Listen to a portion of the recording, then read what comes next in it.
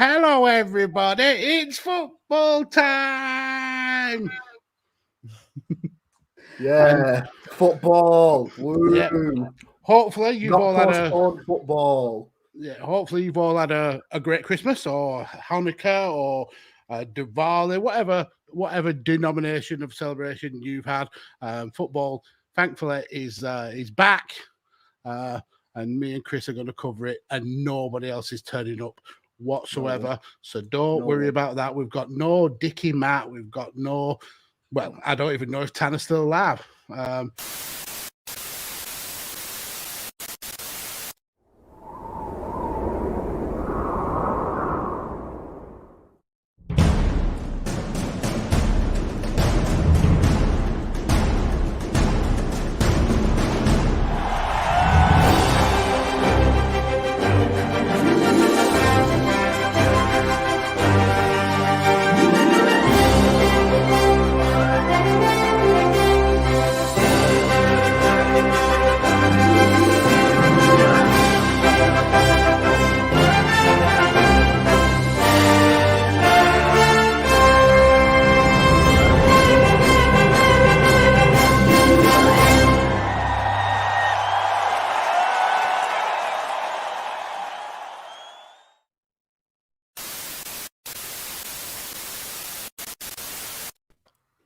Gentlemen.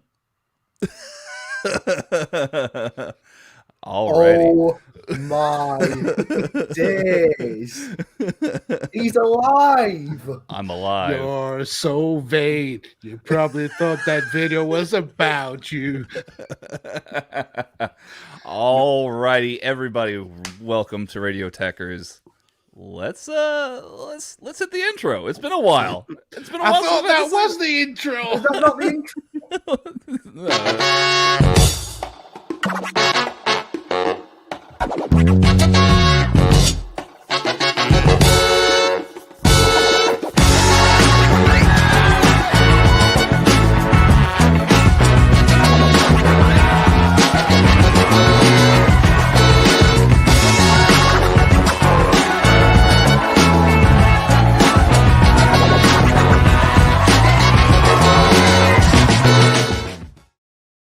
Alrighty, what is going on, everybody? Welcome back to yet another episode of Radio Tekkers. I am Tanner, aka the Texas Gentleman, and right alongside me here, my good friends and co-hosts for the day.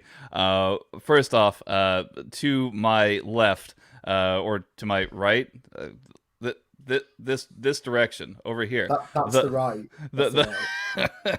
The hardest working man in all of podcasting, the Podfather himself. The Lord of podcasting, Mags.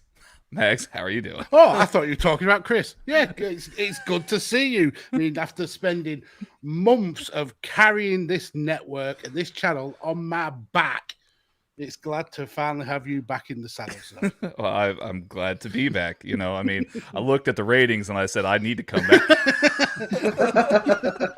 Because I want some of that good ratings that Mags and Chris has garnered. Of course.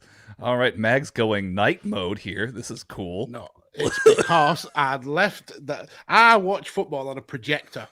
And with the big room light on, the projector is dull. I have to switch lights. Doesn't have the same effect to it. No, correct. Okay. Oh, let's see. There you go. Your science lesson for the day, If folks. the stream looks worse, I want my experience. And of course, right underneath the both of us here, a man whose titles are too many to count. He is our data analyst, our field correspondent, chief executive of finance, and the one who makes the stuff happen. Of course, I don't know, Chris, how you doing? Yeah, I'm right. Sort of trailed off at the end there. You didn't really know where you were going. A tactical whiz of sorts, if you will. Yes. Yeah. I mean, I'll take it. I mean, it didn't go on as long as I thought it was gonna, but I'm sure once you get more back into rhythm, you'll be able to rattle off the titles. He's rusty. He's rusty. Everybody's got a 3 title minimum. I gave Mags 3. I got to give you 3, and then I'm just the Texas Gentleman. So I mean, hey, look, it is what it is. Sometimes you win some. I think you're just jealous because you only have one title. I so am. You can't really stop. No. Yeah. I'm a naturally jealous person. Oh, goodness. Alrighty, we've got a heck of a game today. One of the only games that's happening today. We started with 10, and now we're down to, what, 4, 5? 5 games. This will be the 5th. 3 have been postponed for today, and there's been Burnley-Everton was actually postponed a few days ago, then Wolves, Watford, and Liverpool and Leeds. So I think there's 6 total games, but there's been like 22 goals already. So plenty of talking points. For sure. Aston Villa, Chelsea. What are we thinking here? Because this is a kind of a new look Aston Villa. Steven Gerrard, new manager, trying to kick things on and reproduce some of the magic that he had with Rangers. Whereas Thomas Tuchel and Chelsea, it feels like people are starting to figure them out a little bit. Mm-hmm. Yep, the wheels feel like they may be falling off the Thomas Tuchel bus. But 2 draws in the last 2, but have dropped from being top to now being 9 points behind the current leaders in Man City. Whereas Villa, total change of fortune, looking at a relegation battle. Dean Smith really kind of struggling in that role. Brings in Steven Gerrard. Started really brightly, and they've kind of settled out now, like trading wins and losses, but top half of the table, looking to push on towards Europe. Yeah, 2 teams almost kind of started to meet in the middle, I suppose. Indeed. Yeah, Chelsea's really been missing Romelu Lukaku up top. Obviously, he's had his injuries, he's had COVID, and it feels like they're not being able to. They're being able to create the chances fine enough, but they're not being able to convert them.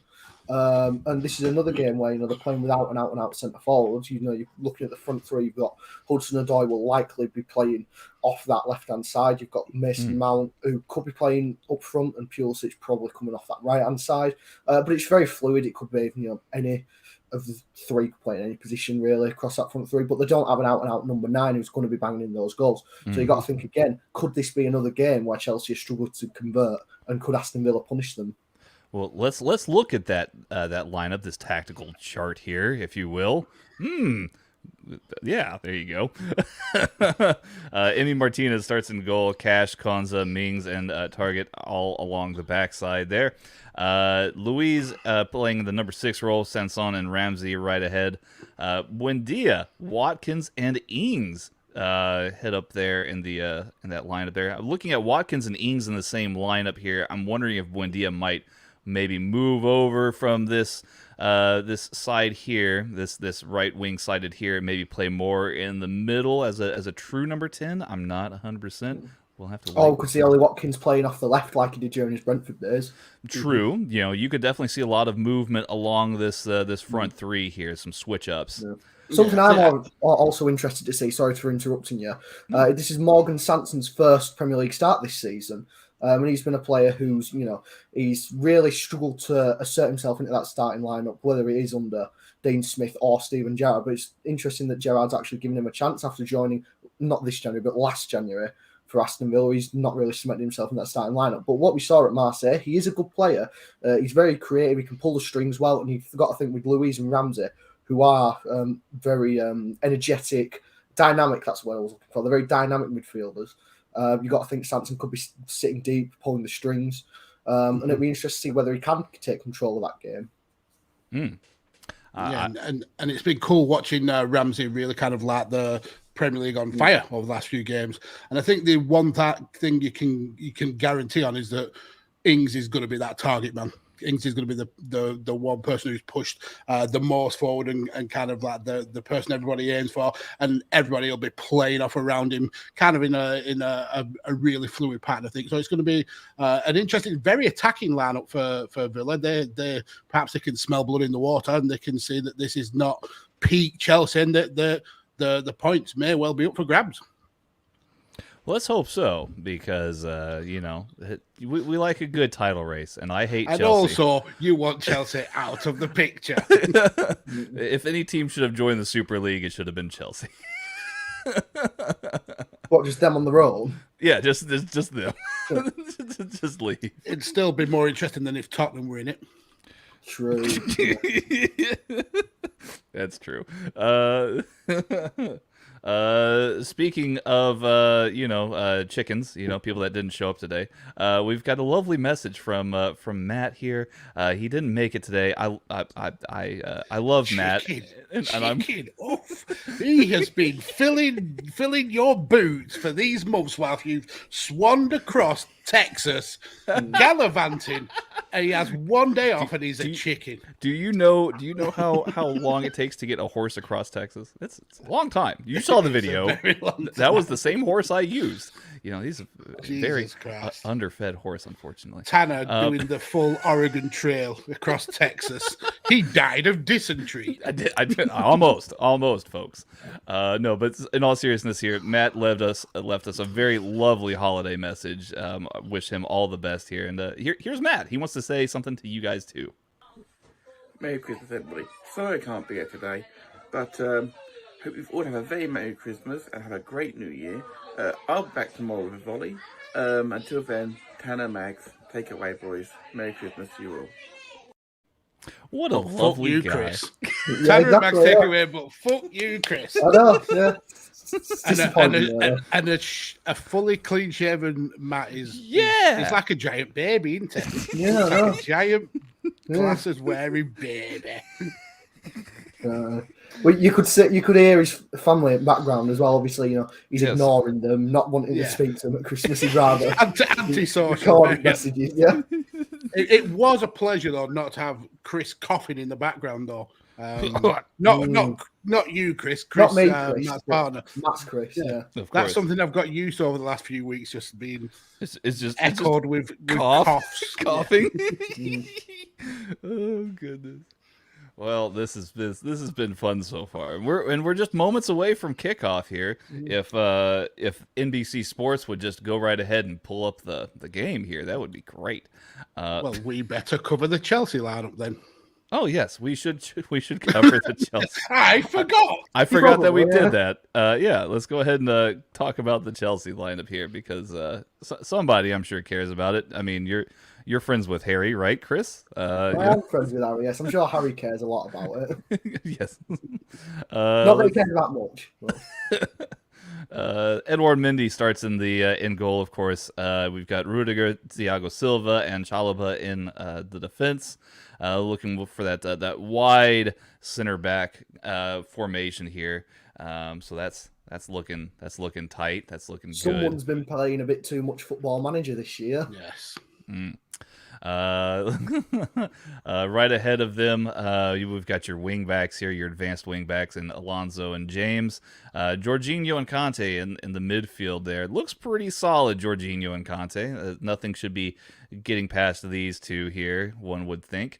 Hudson-Odoi and Mount there are kind of in that little inverted wing inside forward kind of slot there, and then right ahead of them, Christian Pulisic. Interesting choice to lead the line there. Yeah, a little bit of this this triangle shape here. You see, but yeah, no, Christian Pulisic. That's the guy. He's right up there, right up top. As we all know, is the LeBron James of English soccer.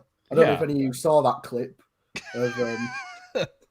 Someone tried to sell a Pulisic journey on, was it Pawn Stars in America? Something like that, yeah. One of the shows where people try to pawn off like valuable items. And it was saying, Pulisic, he's like the LeBron James of soccer. He's the biggest player in the English Premier League. Plays in centre midfield. And then the guy's like... People comparing him to Ronaldo and Messi. And when he left Dortmund for Chelsea, that was his decision. Where he was taking his talent. He's a footnote on Chelsea. He's only there because they haven't got anybody else. You think that, do you think that maybe there was a mistake made there? He could have stayed in Dortmund and been maybe legendary, the best American ever. Perhaps. I think it's more a case of there's a group of people around Pulisic who kind of make him look like North Korea, where they win everything. They edit all of the details, and he scored every goal that there's ever been in the Premier League. He's won every World Cup, and Chelsea have been carried because of him. Sure. Right, I mean, it's a bit of a strange comparison, but I can see where you're going with it. It worked better in my head. Christian Pulisic, the North Yeah. Korea of football. Yeah, he's the Kim Jong-un of Chelsea. We've got a kickoff here, by the way. I don't know if you've got it yet, Tanner. There's no video. I am looking at Awesome. nothing. Well, it's 2-0 already. Oh, Villa cool. 2-0 up. Aston Villa up 2-0 to Chelsea. Here, let me reload it here. Yeah. Do you actually have kickoff now? Yeah. Have you got it yet, Chris? I know you'll be watching it on Just your about potato. taking me as I'm looking. I better pause it because I'm like about 45 seconds into this game. Jesus Christ. Oh, I'm actually 35 seconds in. Here we go. They've just taken the knee here. Yeah. Right, there you go. Christian Pulisic is feeling comfortable in his Dortmund-esque colors. I'm back home. This doesn't look like Germany. Okay, we've got kickoff.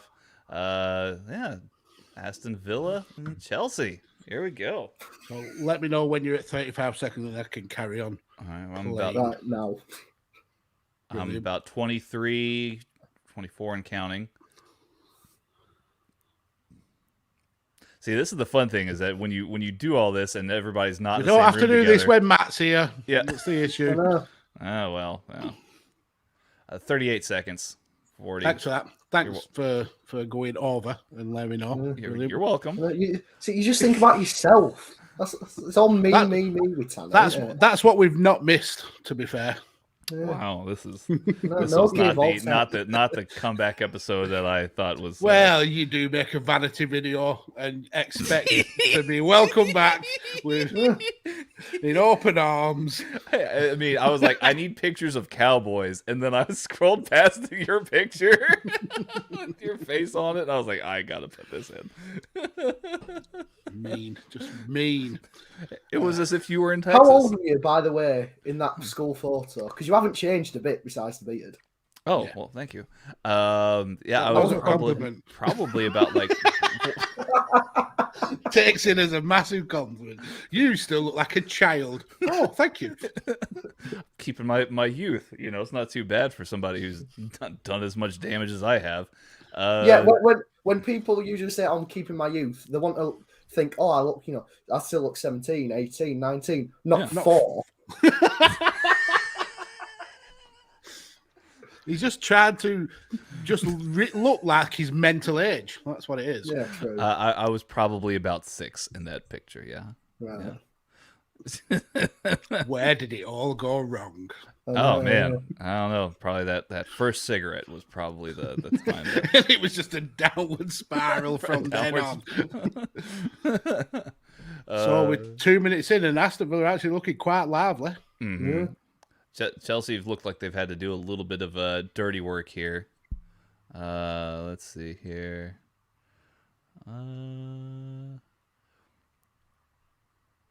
Looks like they've got a free kick around just inside their own half. Jorginho with the professional foul on Luis, I think it was. Looks like it, yeah. And Chelsea forcing Villa back. Are you struggling to get a picture? You're commentating and saying, yes, it looks like that, and you're not even watching the game where you're telling. I'm calling you out on that.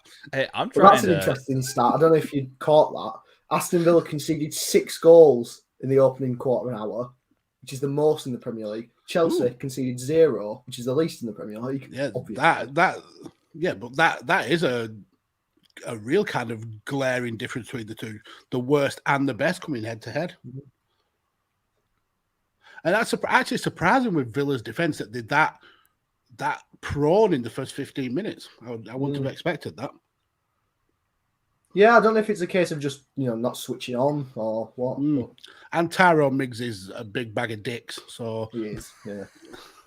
And he's got the pace of a sloth. Yeah. Is that a compliment? No, to be absolutely a big not. bag In of what dicks? world is that a compliment? He's got the pace of a sloth. No, to be a big bag of dicks. It annoys me that he's in the England setup and plays like Ben Mee and Tarkovsky aren't. They're clearly better defenders. I see what you're saying. So I'm just a salty bitch. Yeah. But Villa the closest to getting a decent chance there. Some really good work, but Mendy equal to it. That's a great long ball, though. Mm. Will Chelsea be able to make some of this? Chelsea seem to be a bit nervy in this first 5 minutes. Yeah, it's not the confident Chelsea that we have come to know in the last 6 months. That's a great ball to Alonso. He's got plenty of space. There? Why didn't James shoot there? Because you're clearly ahead. Brilliant. Oh, sorry, my apologies. Really sort that out. I still had Alonso with plenty of space and him not wanting to run into it. Right, where are you at then? So I'm obviously ahead. 5 minutes and 5 seconds. Yeah, same. So I'm not too far ahead. Right. How far above your head is your TV, Tanner? You literally look like you're looking at the roof. So I've got some damp coming in here. I mean, I could lean back like this and just watch the rest of the game. You know, this would be fine. Well, that would probably be better because you're further away from the screen. So yeah, it'd be easier on the viewer's eyes. Well, thank you. You're welcome. You know, I like to think of my viewers first, not myself. So how did the move go? I know you've. It was fine, you know. The actual moving day itself was pretty decent, but like it's been probably a month's worth of stress and packing and like all this other stuff that's just kind of made it into a hell of an experience. I don't recommend it very often. That was a challenge there. Yeah, that was brutal. Chalobah, he might be getting away with a warning here. So would you recommend Waco, Texas as somewhere to go? If you're going to college, yes. If you are anybody else, no. Brilliant. So the Waco experiment was a fail. Is that what we're saying? Yeah, I mean, I think you could make it if you didn't have like if you had like so maybe the best way to equate it is I've been born and raised in the Austin area and I've practically lived there all my life. Waco's a little bit more country. I'm a little bit more rock and roll. So I mean I don't know if I can like, you know, adjust, you know, to that kind of, you know. Going from that big city living to hick. A little bit. I'm not calling the city of Waco a bunch of hicks. The people. Yeah, just the people. Just all of them. Yeah. Brilliant. And they don't have good donut and sandwich shops. They've just got Shipley's, which is okay. Sandwiches, yeah, it's fine. You can make a sandwich, you know. you can just make a sandwich. But yeah, no. Alonso with the ball across. Ooh, quickly dangerous. Hacked away. Luis has been pretty involved in this first 7-8 minutes or so. Mm-hmm. Rudiger, this is potentially his last game in a Chelsea shirt? Is it? Lots of talk of him moving on. Really? Well, I mean, I know that there was contract stalls. I mean, who's looking at him? Real, I think. AC Milan. So yeah. Well, I heard his wage demands are about 400 grand a week. So yeah, that would make him Chelsea's highest earner. So it's interesting to see if they'll be willing to give that to him. Exactly. And he's been good for the last 18 months or so. Before that, he was nothing to write home about. Yeah, it's definitely a back 3 defender, not a back 4 defender. Mm-hmm. And of course, no Steven Gerrard today. A couple of managers by Rona. got the Rona. I think Patrick Vieira also tested positive as well. Yeah. Dang. Well, that's a shame. That is a shame. Yeah. It sounded so fraudulent when you said that. Like you really, Damn, you really, that's a shame. you didn't want him to have the Rona, did you? Dude, I mean, he's Steven Gerrard or Patrick Vieira. both. I mean, yeah, you don't want anybody to have, Rona. That's awful. I mean, he's Well, I probably think the I next could Liverpool get manager. I mean, yeah. Patrick Vieira at Liverpool. Yeah. Patrick Vieira. I think he could add some steel to that, to that coaching team. Actually, that's not the worst idea ever. If Patrick Vieira doesn't work out over at Crystal Palace, Jurgen Klopp could bring him on in. And I think Patrick Vieira Loki has been one of the managers of the season so far. Oh yeah. To do the rebuild that he had to do at Palace and to keep him well in mid-table. I mean, I know they've not had brilliant results over the last few weeks, but before that, they were doing really well. Can you imagine Patrick Vieira getting the Liverpool job over Steven Gerrard? It would be hilarious. That would be funny. And then Gerrard taking the Arsenal job. Yeah. Well. Finally getting the Chelsea job after years of wanting to play for Chelsea. Yeah, I was about to say, he might get less death threats now if that happens. So. Oh. It's been an interesting time kind of trying to keep track of all the hustle and bustle since I've been away. 3-on-2 here, Villa. The chance was there. Not able to get the ball across the box to a Villa player, but yeah, it shows that there's holes in that Chelsea defence still. Uh-huh. Oh, that were a good ball. Mm-hmm. Speaking of transfers around, we witnessed Manchester City take down Leicester 6-3 earlier, and of course one of their main men is about to head out to Barcelona. Apparently, poverty-stricken Barcelona managing to cough up 60 million euros. So. Yeah, so I actually saw a thread of Barcelona fans who were commenting on this, and apparently they've got money for transfers. It's just they haven't got money for wage bills, which I still found ridiculous, considering how much they're in debt. Surely you'd have no money at all, whether it be wage or for transfers. But considering how much they're in debt, they're like $1 billion in debt or something like that. Yeah. And if you're going to be spending the money, spend the money on fixing up the new camp, what's falling apart. Or finally finishing the training ground that they started 4 years ago. Yeah, absolutely. That's what you put your money into, not an infrastructure. £60 million winger. I was about to say. I mean, I feel like they probably they found a little bit of money after Sergio Aguero unfortunately decided to retire, or was forced. Not really decided. I guess he was more or less forced into retirement. Yeah. But hey, I mean, you could do a lot worse than Ferran Torres. To bring in, I suppose. Yeah, we could do a lot better. So. Could do a lot better, but for 50 million, that's a lot. I mean, he had periods in City where he looked like he was a potential world beater, but I just don't think he got enough game time, and I don't think he got enough game time in his preferred position. I mean, it was essentially being forced to play as an out-and-out striker. Yeah, he did well in it. Don't get me wrong. He did far better than anyone probably could have expected. But yeah, I don't think his heart was ever in being in Manchester. Not too many people's are. Manchester's great. I love Manchester. Yeah, because there's not that many Manchester City fans there. That's why. Yeah, true. Man United fans, to be quite. I was about to say the United fans are from London. Didn't we find out that there was more Burnley fans in the city of Manchester? Burnley is the most supported team in Manchester. Apparently, yeah. Allegedly, yeah. That's pretty awesome.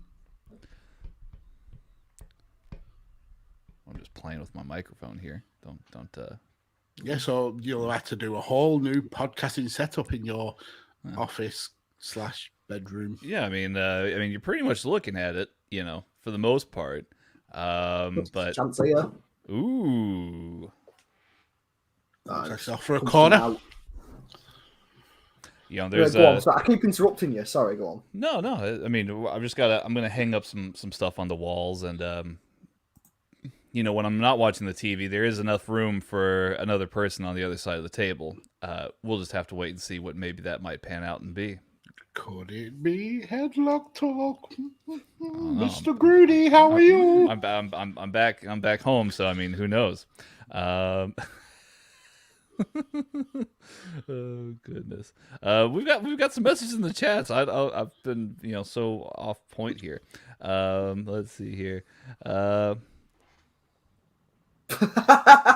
Polar Nights. As a barber, I love this podcast. It's every stage awesome. of beard growth. Now, if only Matt was here, we could have like no beard, and slight beard, and then like textured beard. Yeah, let's just replay this here real quick. Here. Merry Christmas. There you go. Very quick. Oh, you're scaring the viewers there, Tanner. I just wanted you to have a good view of Matt's very clean-shaven appearance. Beardless Matt terrifies me. I don't know about you. I mean, you didn't even need to say beardless. Well, yeah, true. Connor McCabe also in the chat. Good afternoon, Tanner, Mags, and Chris. Hello, Connor. Mm-hmm. How's it going, Connor? Hope you're doing well. Let's see. He says, I don't even know we had $60 million to afford Torres. Yeah, I didn't know either. You could have fooled me. Yeah. I mean, it goes to show how kind of devious and deceptive Barcelona's transfer and financial dealings are, that they could magically pull out 60 million when they're $1 billion in debt. I don't get how that works, but that's why I'm not in the know, I suppose. You're not in the biz. I'm not an RTK account. I'm no friend of the show, Fabrizio Romano. I was about to say Fabrizio Romano. I don't know. Last I heard, Mags was rubbing elbows with Fabrizio Romano. Just keep it under wraps a little bit. Yeah. I'm more of a Mino Raiola guy. Like that. You're a Mino. I know. I felt grimy saying that. I was about to say you like eating sandwiches out of dumpsters and stuff like that. Oh.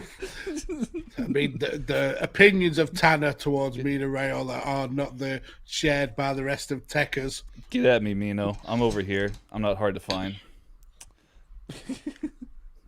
Great long ball by Chelsea. Alonso. Shepherded well, though. There we go. Finally got my mic fixed there for a minute. All right, yes. Chelsea here being very patient, it seems, with their attacking play.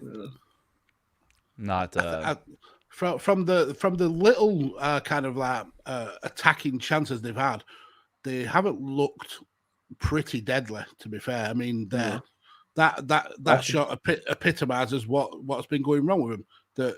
The final ball's been good. It's just the finishing touch has been terrible. I think you see Villa's been closing them down really effectively there. I mean, you saw Target. He didn't rush. He didn't panic. He just stayed on his man and he was able to block it and go out for the corner. Yeah.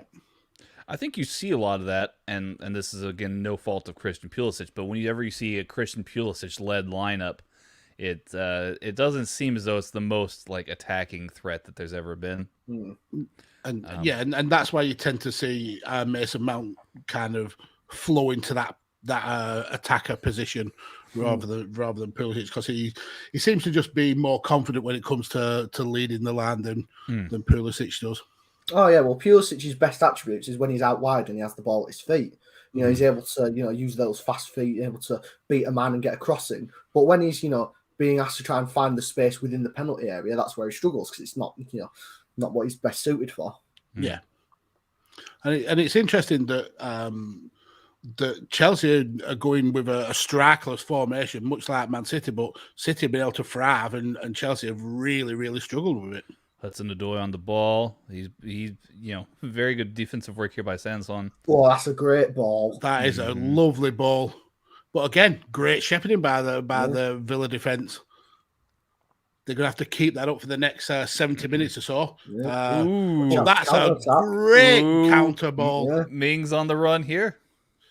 Oh, good Lord, yeah. And shoot, water. What a tosser.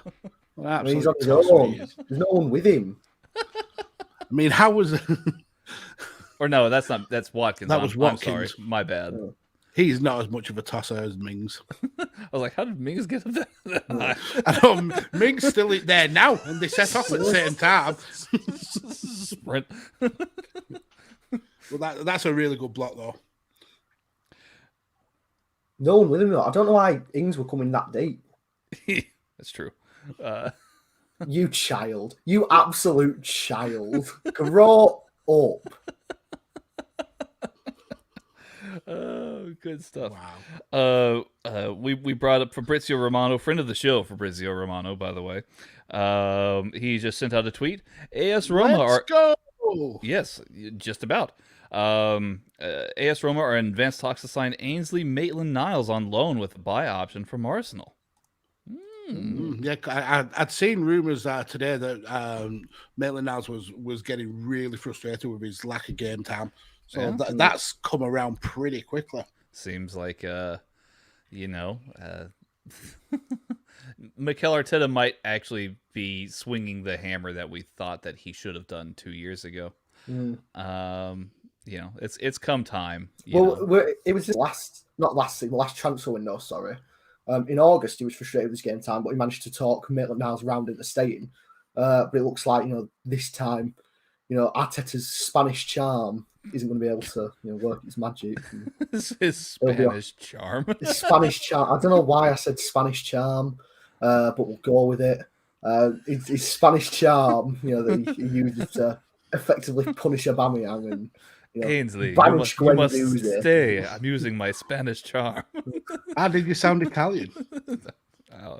Just using a regional accent. A slightly A regional xenophobic. accent. What region is that? Italy.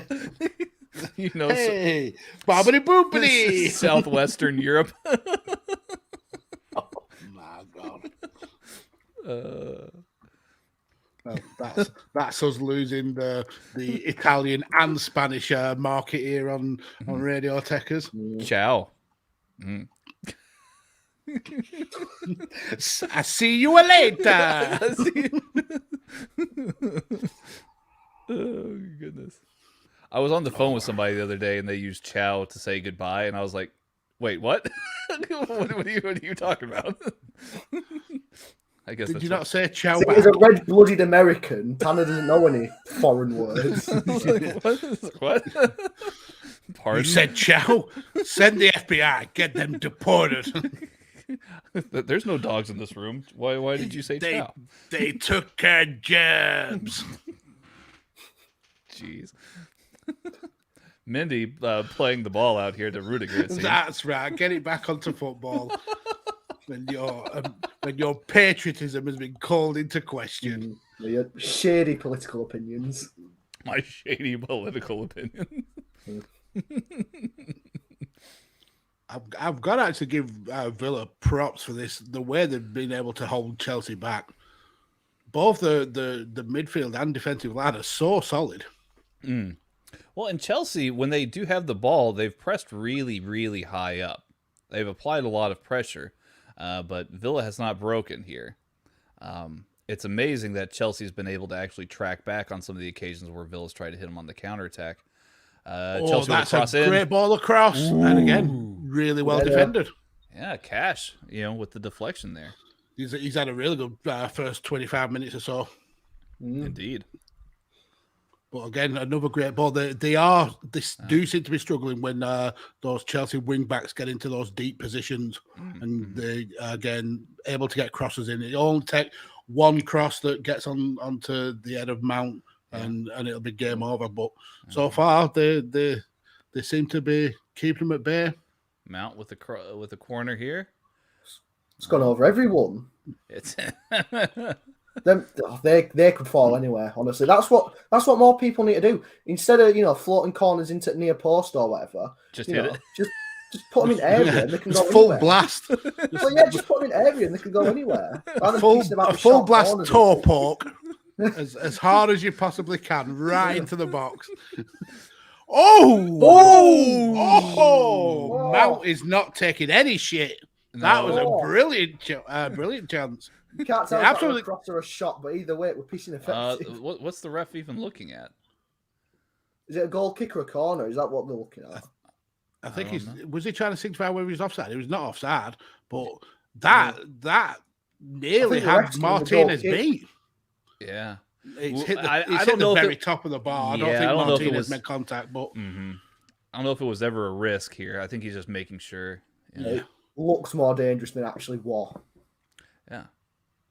Emi Martinez, he's quite the unit there. You know, there's some out of shape goalkeepers here in this league, but Emi Martinez is not. We're looking at you, Jordan Pickford, you big fat douchebag. My dad says Bailey Peacock Farrell looks really fat, and I don't know why, because he doesn't. He's just got a chubby face. What if Jordan Pickford came back like 30 pounds overweight over the course of 2 days and just showed up in training? It still get picked, wouldn't it? Far more round, yeah. But it's more weight to go onto Van Dijk's ACL, isn't it? Yeah. Oh yeah. It put him out permanently rather than just leave him out for a year. Yeah, finish the job this time. Goodness. Wow, Thiago Silva has got the best passing accuracy for Chelsea this season. That's quite shocking to say they've got best midfielder in the world ever in Jorginho, according to FIFA. You'd think he'd have better passing accuracy. Because Thiago Silva, he always plays in the centre of the back three, so he's just playing simple 6-yard passes. So you know, it's a pissing meaningless stat. That you know me, I like a good stat as much as the rest of people. He's also tougher than Jorginho because he doesn't just roll on the ground whenever he's fucking useless. You know? Apologies for my language there. I get really passionate about the pass accuracy stat with centre halves. I do get your point. One stat that really pisses me off, and it's come into prominence over the last 3 or 4 years, is XG. I can't stand it. You don't like what is it about XG stat? that you don't like? Like expected, when stuff are expected, it's not a tangible number. It's coming off guesswork and estimation. I like stats that come from actual things that have happened in games, not what can be expected of games. It's not a stat. It's just meant to give you a vague idea of the quality of chances. Yeah, you know, I don't think it's completely unreasonable. Like, you know, if Chris Wood gets an header in the 6-yard box, he scores 8 out of those 10 chances. No, I'm not saying there's not a use for the stat. I just don't. I can't stand how that's the kind of cool stat now that everybody brings up. Well, it all goes in phases. So Football Daily, I use it all the time, and it just grinds my gears. Well, Football Daily's, Plus, they have Joe Tomlinson, who forever does a ridiculous accent when he's talking about Burnley, the ginger tosser. Wow. Bippity boopity. He does it. He literally, whenever he's talking about it, he always goes, "Oh, let's talk about Burnley." I'm like, say that in Burnley, and you'll get your fucking ginger head knocked off. Yeah. Well, you know, this show isn't responsible for what Mags may do in or outside of the show. The worm has turned. Oh! Wow. We're there slagging off Joe Tomlinson for being a clown, and that is an absolutely stunner of a goal. I knocked my headphones out. It was so. Oh, Chelsea my God. are shell shocked. Absolutely shell shocked. Yeah, Reece James, who's not as good as people think he is, walking away in shame after he missed closing down in on that goal. Wow. I kid. So Reece James. we're just getting the replay now. Chris has walked away. Out of temper. Oh my God! What a goal! That took a big deflection though, and I think that's what it's the header from Reece James that deflects it over Mendy. Oh man! So that was essentially a teasing cross, and it is that deflection. Oh wow, Reece James, you absolute melt! They're gonna have to give Mendy a new set of gloves after he's done with with Reece James at halftime. It's to talk about Mendy. He was touted as being in the running for best keeper in the world, and over the last few weeks, he has looked very, very ordinary. He's still very good. He's very talented, and I think that what he and the rest of the defensive line do is important. But there have been severe lapses, and I guess just in Chelsea overall, that has led to being where they are now. Right, my apologies, lads. Someone's come up. I'm gonna have to head off. So it's fine. enjoy yourself. Have a good stream, lads. Cheers, Chris. Yep. It was nice See you seeing later, you again. Yep. Cheers. Bye. And then there was 2. Yeah, so I'm going to go now because I don't really like you and I don't want to spend any more time with you. I'm only jesting. Hey, well, since Chris is gone, let's go ahead and bring back the banana background because that goal was nanas. That's for sure. BANANAS. Oh goodness, what a fun time! Now we're seeing a much more direct Chelsea. Knowing that they're now a goal behind, they're going to have to come up with something special to break this deadlock. And Villa still as solid as ever. Very, very much a countering game with Villa. It's get the ball and just hoof it forward and get Watkins to run onto it. I mean, that seems to be the plan for teams that play against Chelsea. You know, I think you have to do that, right? Well, yeah, at least in the early stages of a game, because you have to frustrate them. Yeah. If you allowed them time on the ball and allowed them to have the way with the back line, they're eventually gonna get the goal. So you have to be resolute. You have to use your limited time on the ball. You've got to use it effectively, and Villa have certainly done that. I mean, up to press, they've only had 38% of the ball, but they've had twice the amount of shots that Chelsea have had.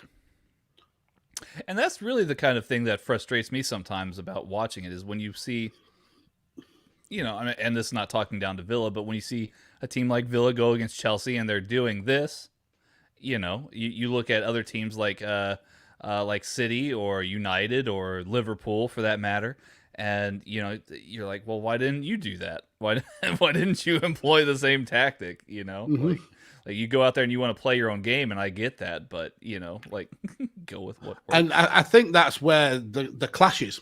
The fact that the likes of Villa know that they're going to have to soak up Chelsea getting close there, good blocking again. The likes of a team like Villa are going to have to soak up pressure, where a team like City or a team like Liverpool, they're going to want to be on the front foot, and they're going to be wanting to be the teams that the pressure, and that kind of cancels each other out. And we've got a penalty, it looks like, have we? Oh, is it a penalty? Is he pointing at the spot, or is he pointing at a corner? I don't know. Matty Cash, he went from being hero earlier, and now it might be a case of him turning villain. Yeah, Hudson-Odoi still down after that tackle. Let's take a look at it. A lovely little ball, though. He makes no contact with the ball whatsoever. I mean, Hudson-Odoi is making a meal of it because he quickly looked at the referee whilst rolling, then just to make sure. Oh, ref's there. Yeah, better roll a couple more times. Yeah, kicks him right in the back of the Achilles right there. Mm-hmm. Yeah, I'm looking at the benches here, and I'm not seeing anything, you know, any places here where Villa can take advantage of, you know, maybe throwing somebody on to add extra speed. I mean, maybe there's some options here, but no Leon Bailey. He's not in the lineup.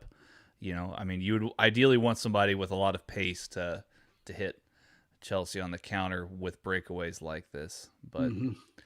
It's down to Emi Martinez here. He's staring down Jorginho. A little bit of Argentina versus Brazil here by way of Italy.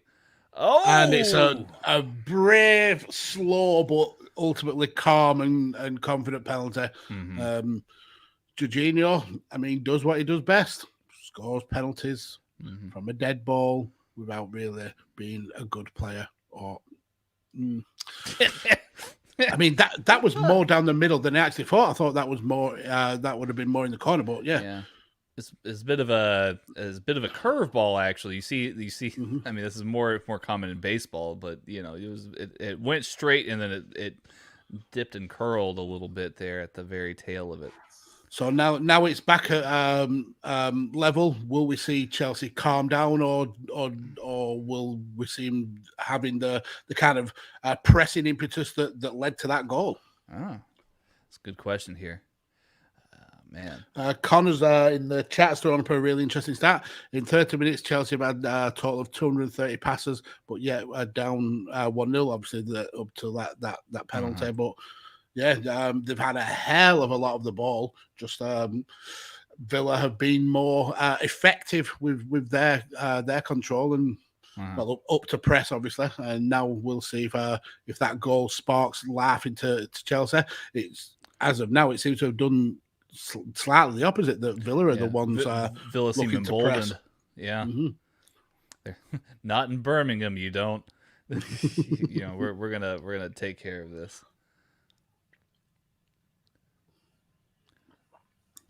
But you were right about Matty Cash going from hero to villain. He'd had a really good start to this game, and then just shows one slip up, one lack of concentration, and you're giving away a goal.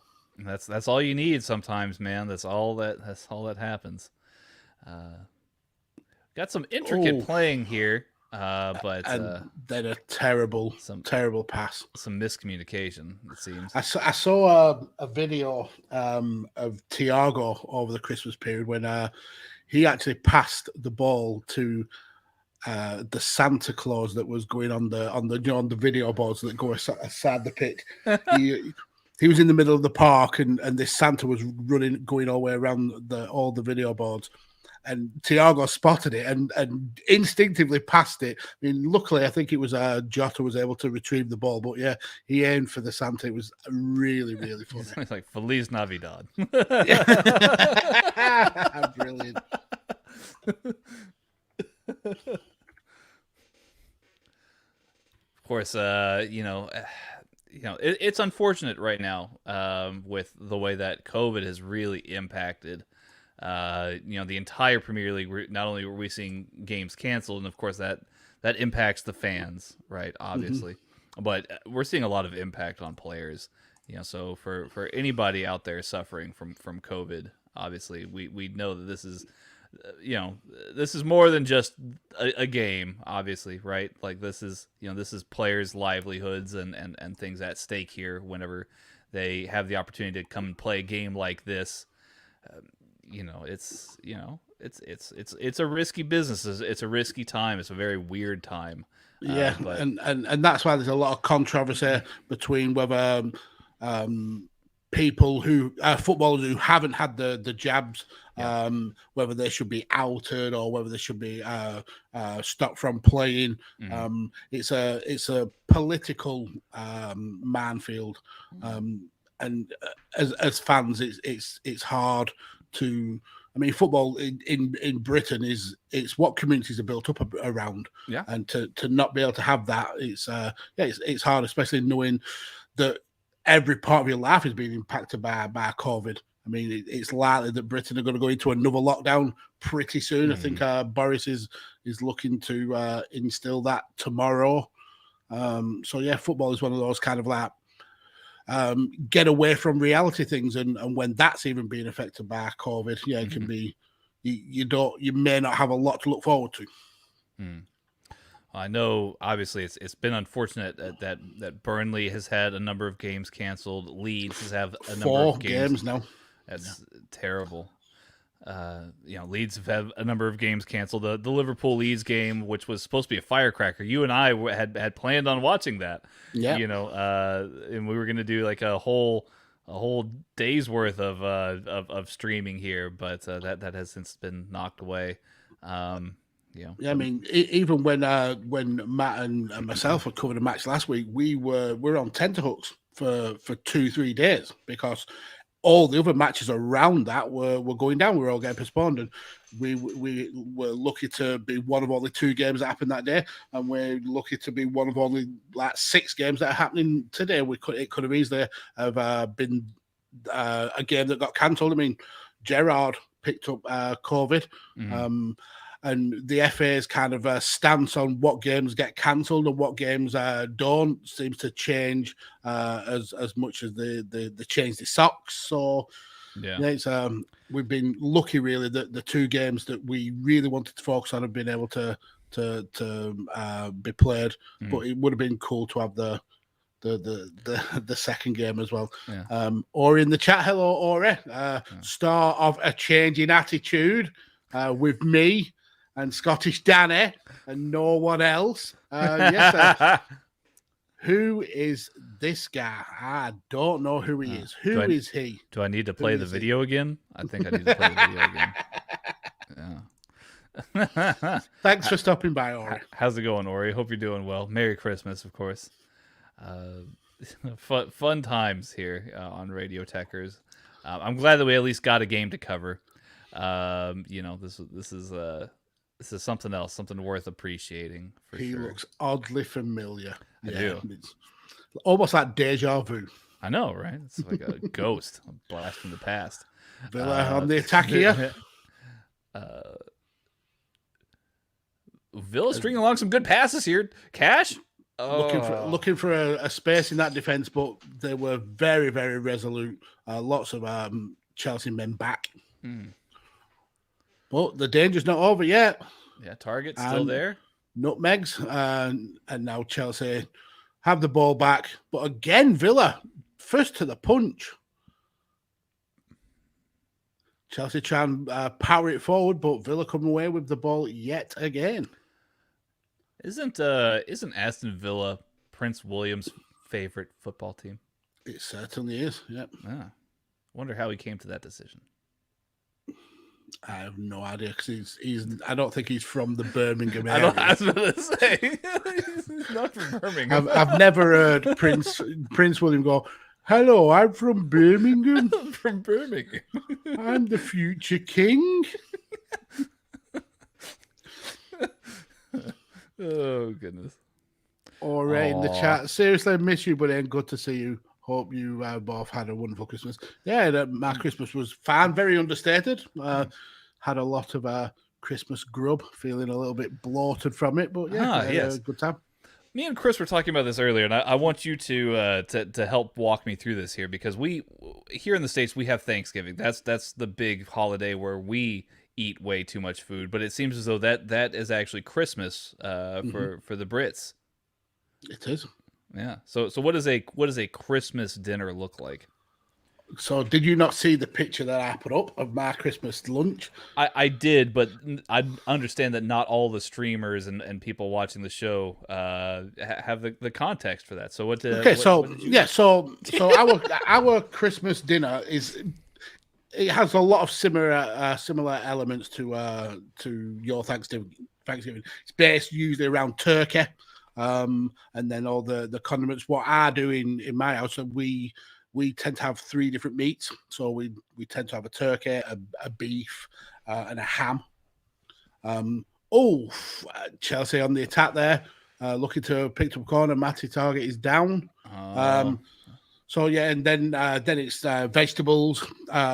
This year we went with a trio of heritage carrots. So that's purple, white, and orange carrots.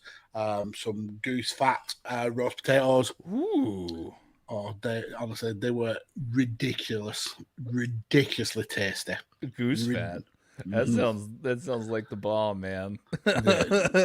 More people should have goose fat potatoes on a regular basis because they're just extraordinary. And I went a little bit controversial on mine because I had peas on my dinner. A lot of people don't have peas on their Christmas dinner. Dan, who's in the chat saying evening, he probably went for Yorkshire pudding because he's an absolute heathen. He also says goose fat and roast potatoes. Talk dirty to me, Mags. Seriously, well, the way I do it is I'll you'll a layer of olive oil, then your solid goose fat in the oven for about 15 minutes till it's almost smoking. So you fire it. Just the goose fat and the olive oil together in the oven, not with Yeah. potatoes. No, you've got to. I'm talking you through it. The potatoes come into it. I'm just getting excited. I'm sorry. Go ahead. So goose fat and olive oil in the oven, as high as your oven will go, because you want that oil to be smoking hot. It's like 500. Not set on fire, but like when you take it out, you can see the waft of the smoke. Oh, okay. In the meantime, cut your potatoes really chunky. You don't want tiny roast potatoes. You want big, beefy roast potatoes. So you boil them in salted water. You then drain them, but leave them in the drainer so they can cool, and you get that kind of white coating where the kind of little crevices are. They're the bits that are going to go super crispy. Yeah. Now, there's two things you can do at this time. You can then put them in the oil. You always want to listen for the sizzle, because that means the bottom is going to crisp up and go crunchy. But what I like to do is I like to dust mine with corn flour to just guarantee that sizzle. Corn flour, salt and pepper into the oil, sizzle, back in the oven, leave it for about 15 minutes. Take about you'll see the crispy bottom. One turn, just turn them over one time, put them back in, another 15 minutes or so. Take them out, and they are the crunchiest outside, but the fluffiest, butteriest inside. Mags, you might need to make like a YouTube video, like cooking, maybe a series even, cooking with Mags, and maybe this should be episode 1: goose fat roast potatoes. That sounds. They were unreal. I think I make good roast potatoes, but they may have been the best that I've ever made. Dan also saying in the chat here, being from Yorkshire, Chris, I had Yorkshire puddings with my Christmas dinner. Dan is so Yorkshire that he eats cereal out of his Yorkshire puddings. And you would have actually enjoyed my beef as well. We got yes. Talk to me about this beef that you had, because you said you had 3 meats. We normally, here for Thanksgiving, we normally have 2. You've got your turkey and your ham. Sometimes, if you're in Texas, like myself, we'll replace the turkey or ham with maybe a brisket. But 3 meats here, Mags. Talk to me about it. So the ham was a honey and chili roast, slow roast. It's so good. The beef was a massive kind of silverside joint, which I didn't want to go overly dramatic with it, because I think the flavour of beef, you don't want to kind of add too much to it to take away from it. So it was salt and pepper rubbed, then seared, and then loosely foil wrapped, and then slow cooked overnight. Then chilled to get it back to kind of some firmness, and then a quick glazing with some soy sauce, and then put into a really hot oven to crisp up.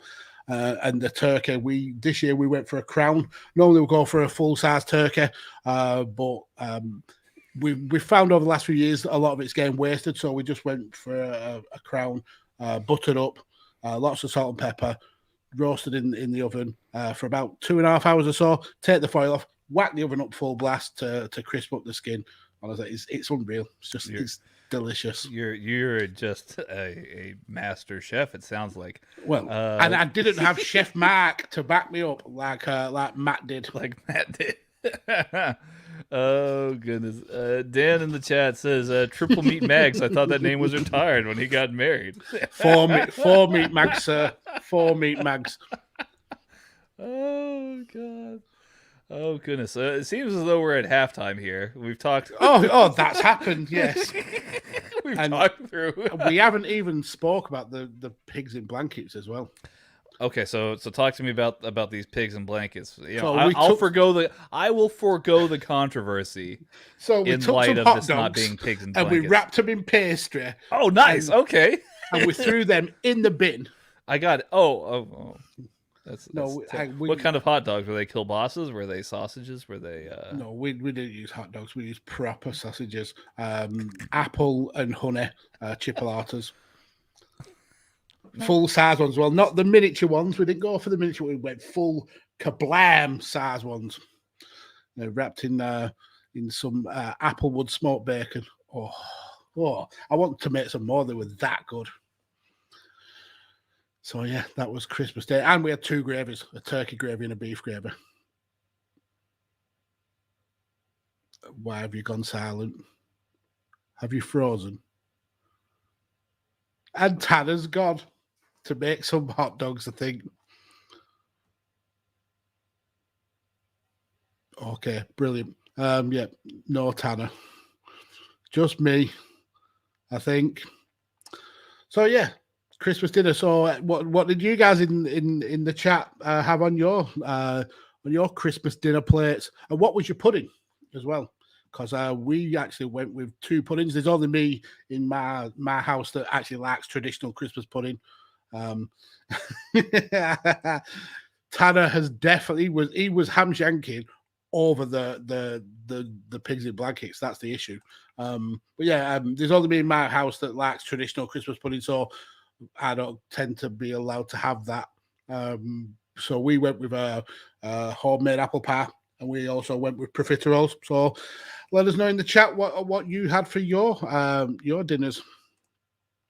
So Ori, we had a glazed ham, green bean casserole. Now that is something I don't know if I'd like. I'm not a huge fan of green beans, and just the thought of them in a casserole just sounds horrific. But sweet potato, yeah, I would absolutely demolish a sweet potato casserole.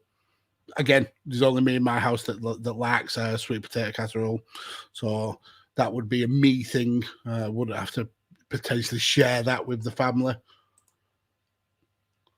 And or is saying she makes hers with bacon. I mean, bacon makes everything amazing. So it's just the beans. It's just the green beans. I'm not a big fan of them. But that's going off. That's going off childhood memories of them, I suppose. I mean, there was a time when I didn't like things like kale, but now I think it's absolutely amazing. So maybe my taste buds have changed. I should try it. Maybe you should send me your recipe for green bean casserole, or Dan Griffin. I ate so much I couldn't manage any pudding, but later on found some cinnamon cheesecake, which my mum mistakenly purchased, thinking it was salted caramel. Oh, cinnamon again, a flavour I'm not a massive fan of. But I bet in a cheesecake's nice and like mixed with that kind of creamy texture. But I think a salted caramel would have been much better. Yeah, I have no idea where Tanner's got off to. But this is a football podcast and we are meant to be watching football. So Tanner's Dan's gone with turkey stuffing. Yeah, we had actually 2 kinds of stuffing. We had the traditional sage and onion, but then I got a walnut and cranberry one, which was really good. So turkey stuffing that was more like meatloaf, pigs in blankets, honey mustard, carrots, mash. Yeah, that was a thing. I actually got into a bit of a debate in our house about having mash. I personally don't think it's a traditional on Christmas dinner, but the family wanted it. I won out because I used all the potatoes on purpose for my roast potatoes, so they couldn't have any mash. But and then Yorkshire puddings, no, I don't think I'd go with that. Connor, in the chat, I'll let you gentlemen. You. I think it means he'll see us later on. Got some videos to record for a new gaming series. Yeah, and go and check out his series on. I keep forgetting what it's on, but it's on essentially on the same kind of show that Sar covers with Benny on the waiting room. That kind of sci-fi show. So definitely go and check out Connor's channel. Dan, I'm not a huge fan of cinnamon, but it worked quite well. Yeah, I can see it working. I've been given for one of my Christmas gifts some cinnamon coffee, which I'm interested to try. I got some in my advent calendar last year from Beanies. They had cinnamon, but it was really kind of subtle. But this one smells very, very cinnamony. Maybe a little bit too cinnamony for me. But yeah, I got a hell of a lot of coffee-based gifts this year. Got some cinnamon syrup, which doesn't sound good. Oh, finally. Yeah, sorry, my internet went down and had to go and fix that real quick. Sorry about that, guys. Well, it's fine. We were talking Christmas lunch. What did you have on your Christmas plate then? So we did a bit of a Christmas brunch.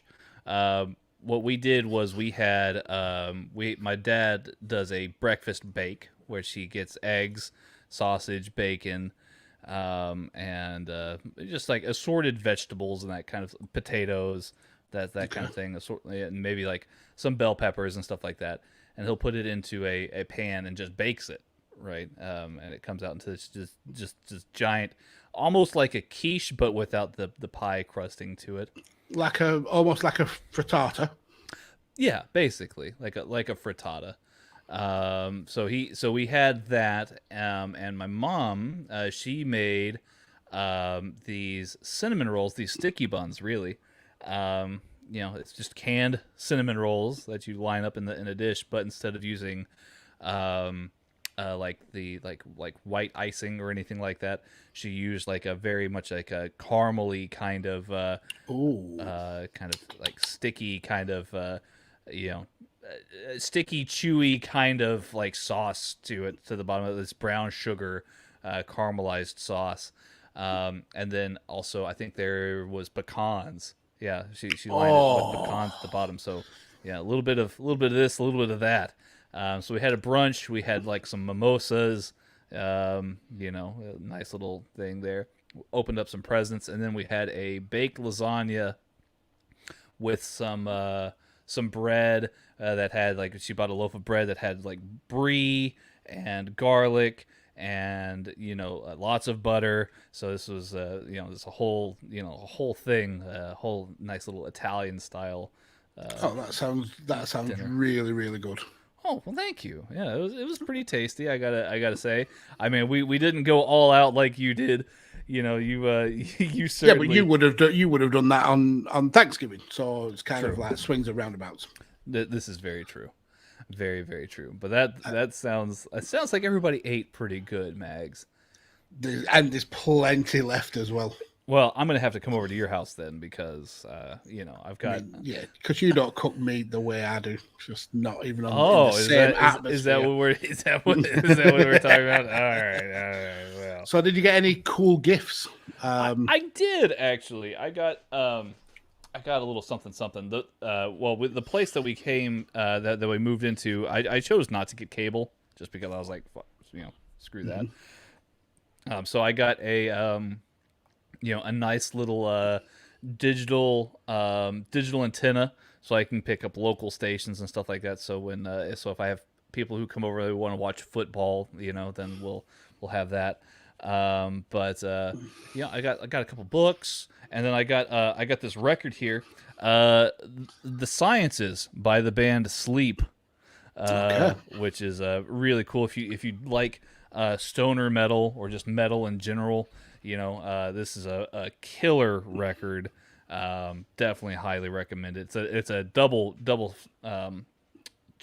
record vinyl album. So there's two records in this bad boy. I mean, I'm still waiting on the Tanner Reviews music show that we were promised so long ago in the debut of Radio Tekkers. Might have to bust that one out here since I'm picking up. I got this. I've got another record on the way here as I'm watching this beautiful commercial for Woodruff Reserve bourbon. Ironically, we're getting a Jack Daniels advert. Woodruff Reserve, though, man, that is some tasty bourbon. I got this one. I got Ska Dream by Jeff Rosenstock, which is another great album if you like ska music. He had this album that he had put out earlier in the year called No Dream, which was just like your straight up, kind of pop punk kind of album. And he remastered it. He had all the songs. He took all the songs and rewrote them into ska versions of the same music. So he just recomposed the music to it, and it turned out even better than the first album. So I needed to pick that one up as well. So Someone was nice enough to gift that to me. Oh, that's awesome. Yeah. What about you? Did you get any kind of like nice, like stuff that you wouldn't have thought of getting yourself, or like any nice gifts that you were unexpected? Yeah, I mean, my family tend to, like, if I show any kind of interest in something throughout the year, they will jump on that, and I will just get tons of gifts surrounding that. So I got a hell of a lot of coffee-based gift. I was talking whilst you were out about I've been given a lot of coffee syrups and some cinnamon coffees, a selection of all that kind of different coffees. But I did get, and you may be able to see it this side here, just next to that UFC belt. Yeah. A decanter, a whiskey decanter. I was about to say, that looks pretty nice there. Look at that. Yeah, it was very, very unexpected from my eldest son, Mars. So looking forward to putting in some decent whiskey into that and just chilling with it. But I got a crystal whiskey glass because I had some of the rolling glasses that kind of rock your whiskey, but I broke them by accident. So yeah, I've got a new whiskey glass now, so I'm happy about that. But yeah, I mean, I'm the kind of person who doesn't really kind of wait till Christmas to get what I want. I usually get it as and when I need it. So it's kind of always like little gifts like that I end up getting. But yeah, I got plenty. I actually got some genuine Turkish delight as well, imported from Turkey from my daughter. That didn't last long. That quickly went. So yeah, had a fun time. Some interesting gifts. So, I guess obviously I've never tried a Turkish delight, so I'm gonna have to put that on my list for the next time I visit World Market. It's very controversial, especially here in the UK. Very, very controversial. I've heard that there's differences in the recipe. Yeah, I think it's more that the traditional Turkish delight is flavored with rose, so it's a very kind of out there flavor for the UK, and then it's got the texture of jelly in some areas, and then in other areas it's more chewy. Danny, Turkish delight is a proper misnomer. It's bloody awful. It's really I can tell that Danny's focusing on the kind of mainstream chocolate that you'll get from big companies. That is nothing like a real Turkish delight. But that's still delicious, I will say. But yeah, I got some Turkish delight that disappeared. It's kind of like little blocks of jelly or chew dusted in confectionery sugar. I think you'd like it, but there's a chance that you won't. I mean, I'll try anything once, So I mean, I'm always down for it. Perhaps even more controversial, Mags. I'll ask you this here as we're set for kickoff here. It seems with Lukaku coming on for on the bench. Who's he coming on for? So it looks like Pulisic is staying. It may well be Hudson-Odoi. May have picked up a knock in that tackle from Matty Cash. As we get some teenagers throwing up gang signs here in the crowd, it seems edgy.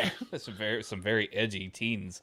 So it's Chalobah coming off. Looks like we're going for a back four. Very unusual here for this Thomas Tuchel led Chelsea team. Mags, perhaps even more controversial here as we get to kickoff. With that special decanter there next to your UFC belt, what do you plan on putting in there first? Okay, so have you made a decision? No, I haven't. I've avoided picking because the whiskies that I want to put in it, I'm kind of running low on because they're my go-tos. So I was thinking Wild Turkey 101 perhaps. Or even the American honey version of Wild Turkey, which is that is delightful, absolutely delightful. but I'm probably going to pick up another bottle of Sheepdog, which is the peanut butter flavored whiskey. You really like the sweet stuff. Yeah, I've definitely learned over my kind of like very short whiskey journey that I'm not a Scotch whiskey fan. I am more of a bourbon and kind of Japanese and Irish whiskey fan. So yeah, I mean, there's some whiskies that I've tasted from my collection, and it's like, nope, don't want to drink that ever again. It tastes like soil. So yeah, like the Bunnahabhain, not a fan. Wow. The Black Grouse is horrific, and I've tried that multiple times. It just tastes like I'm drinking mud. It's horrid, absolutely horrid. But the Torquay is delicious. Absolutely, so many different levels of flavor as well. Really balanced whiskey. So it's either going to be something like that, like a Japanese or an Irish whiskey, but it's probably more likely to be a derivative of a bourbon. You're not putting in the proper 12 into the decanter anytime soon. Then I take it. I mean, proper 12 is it's inoffensive to drink. You can easily go. That's the best kind of compliment I can give it. There's nothing that stands out to say it's one of the best whiskeys you'll ever drink, but there's nothing that says it's terrible. It's just a bog stand. You can tell why it's so popular because it doesn't offend the senses. Yeah, it's cheap enough like to buy, a and it Bunnahabhain doesn't does. offend you. Yeah, there's not any kind of I guess it's not really cheap. I mean, it's got Conor McGregor's name to it, so it's not like the least expensive whiskey you could buy. But Emmy Martinez. Speaking of Conor McGregor, Emmy Martinez with a nice little So it looks like you've jumped ahead of me. Oh, I'm about 47.09, 10, 11. Oh no, I'm ahead of you. I'm like 40 seconds ahead of you. Let me get back. Yeah, but no, proper 12. It's a good. I think it's a solid whiskey. But like I think if you are a whiskey snob, that's not going to necessarily be the one to to put in. It's solid for a casual person getting into. If that's your first whiskey, it's not a bad choice. You could do a hell of a lot worse. Yeah. I mean, like Black Grouse, you could do Black Grouse. That's but that'll send you on a path of all sorts of magic, I'm sure, later on in life. It could. It won't. I think I've realised that I am not a peated or kind of the Scottish Highlands whiskey fan. I'm more of I like the American stuff. There you go, America. So there you go, folks. Don't send Mags any Glenlivet. Save your money. Buy him a nice bottle of Woodford Reserve because that's a good Maker's bourbon. Mark. Or Maker's Mark. Monkey Shoulder. Monkey Shoulder. See, that's interesting. That's a good Scotch to have. It's a blended Scotch. Mm-hmm. But obviously with you not liking the Highlandy stuff, the Speyside region, I think is it the Speyside region? Yeah, Spey. Yeah. I think that stay away from there. If you're buying something from Mags, you can send that stuff to my house though. I will drink it. I'll keep it on my shelf here somewhere. FIFA Connor joining in the chat here. Hello, lads. Hello, Connor. Hello, sir. Dan Griffin in the chat saying, "PD whiskey smells like TCP." Mm-hmm. It does. It's not good. I mean, people can enjoy it. That's good for them. But it's not for me. When something tastes like soil, it's not my bag. I just I get a kick out of the thrill. I'm not even like somebody who's like, I like the peated taste to it. I really don't. I just like, I like the thrill of something that I don't necessarily like all that much. I don't know. Maybe that's weird. So you like to torture yourself. A little bit. This is horrific. It's so bad. It's good. This is pretty decent. I can see why people would like it. No, it's not for me. But yeah, if you want to send me an Irish or an American whiskey, be my guest. I will happily take that from you.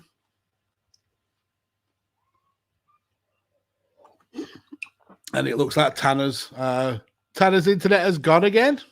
You'd think with working with Verizon, he would have better internet than that. I suppose we better get into game then, because we haven't been really talking about it 5 minutes into this second half.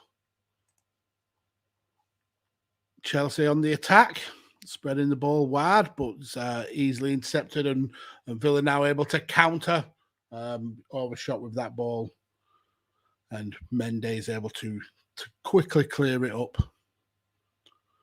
So yeah, it looks like Chelsea going back for a traditional back four now. Looking to get this winner and essentially punt the ball forward towards Lukaku.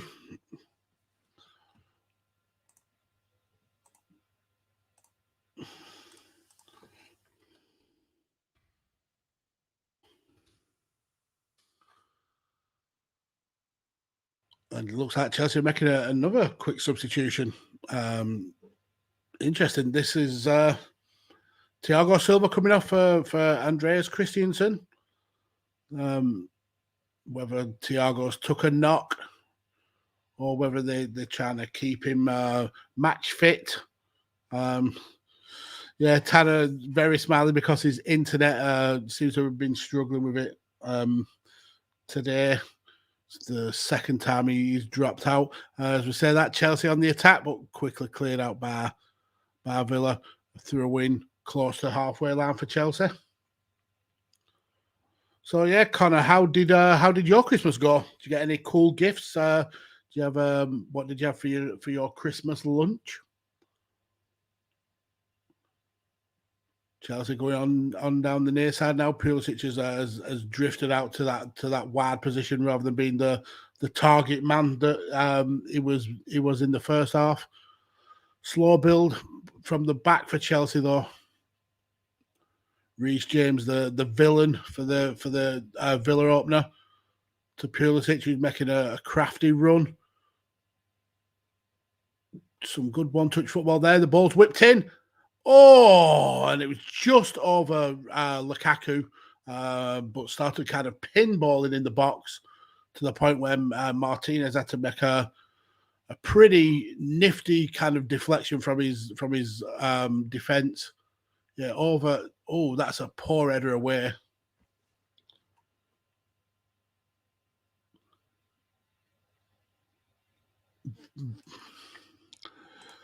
Yeah, my Christmas was decent for Connor. He had mashed potatoes, gammon, chicken, Yorkshire puddings on a. Yeah, it's not traditional for me. I'm a very traditional guy when it comes to Christmas food, and yeah, Yorkshire pudding on a Christmas dinner just doesn't vibe with me. But if you enjoyed it, all power to you, sir.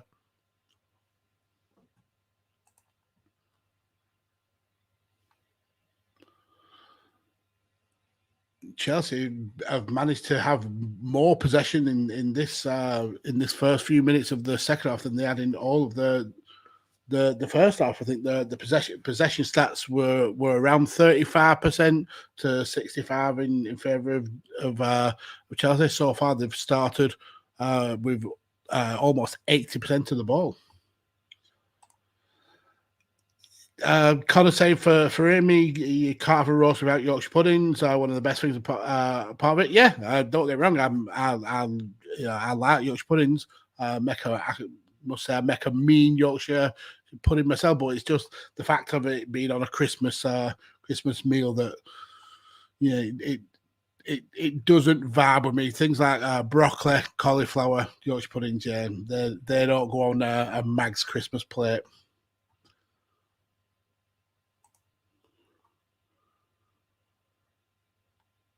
Chelsea again, calm and patient, building it at the back as they spread the ball out to Reece James, and again to Pulisic. There's a lot of action coming down this side with James and Pulisic, feeding it into Kante.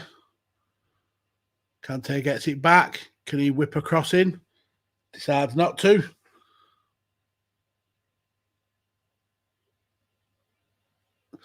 Villa being very resolute in this with this very solid back five defence, keeping the line really, really well. And Chelsea find it hard to get into the 18-yard box.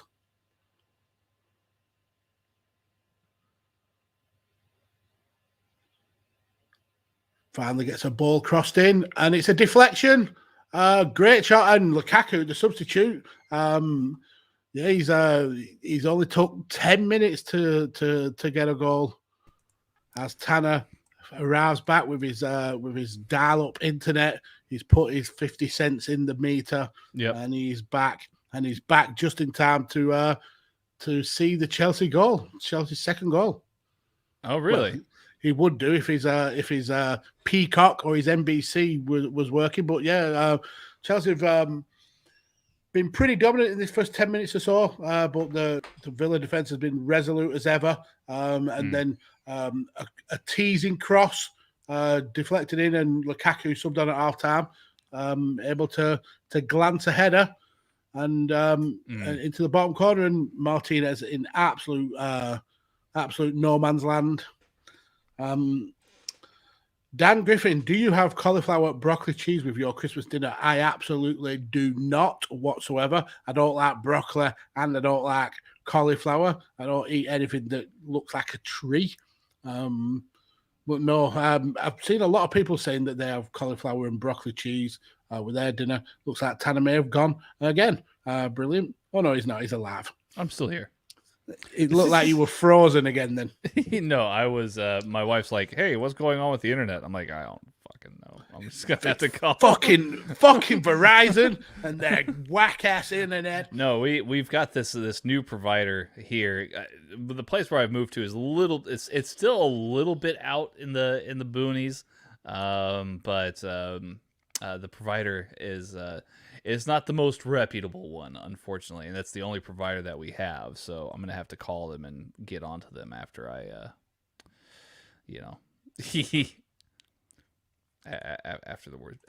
after the show, of course. Well, FIFA Connor in the chat saying hello, Smiley Tanner. Hello. And Dan Griffin, good man. Cauliflower and broccoli are the devil. Yeah, everyone in my house, apart from me, likes it. I just think it's horrific. And it shouldn't be allowed to be eaten. Same with Brussels sprouts. I detest Brussels sprouts. Yeah, I heard that Brussels sprouts are kind of a big thing for Christmas over there. Mm-hmm. I mean, I'll cook them. The rest of the family all have Brussels sprouts. It's not a big thing for me. They're just little devil's balls. They can't decide whether they're a teeny tiny cabbage, and they absolutely stink. I'm not a fan. Not a fan of Brussels.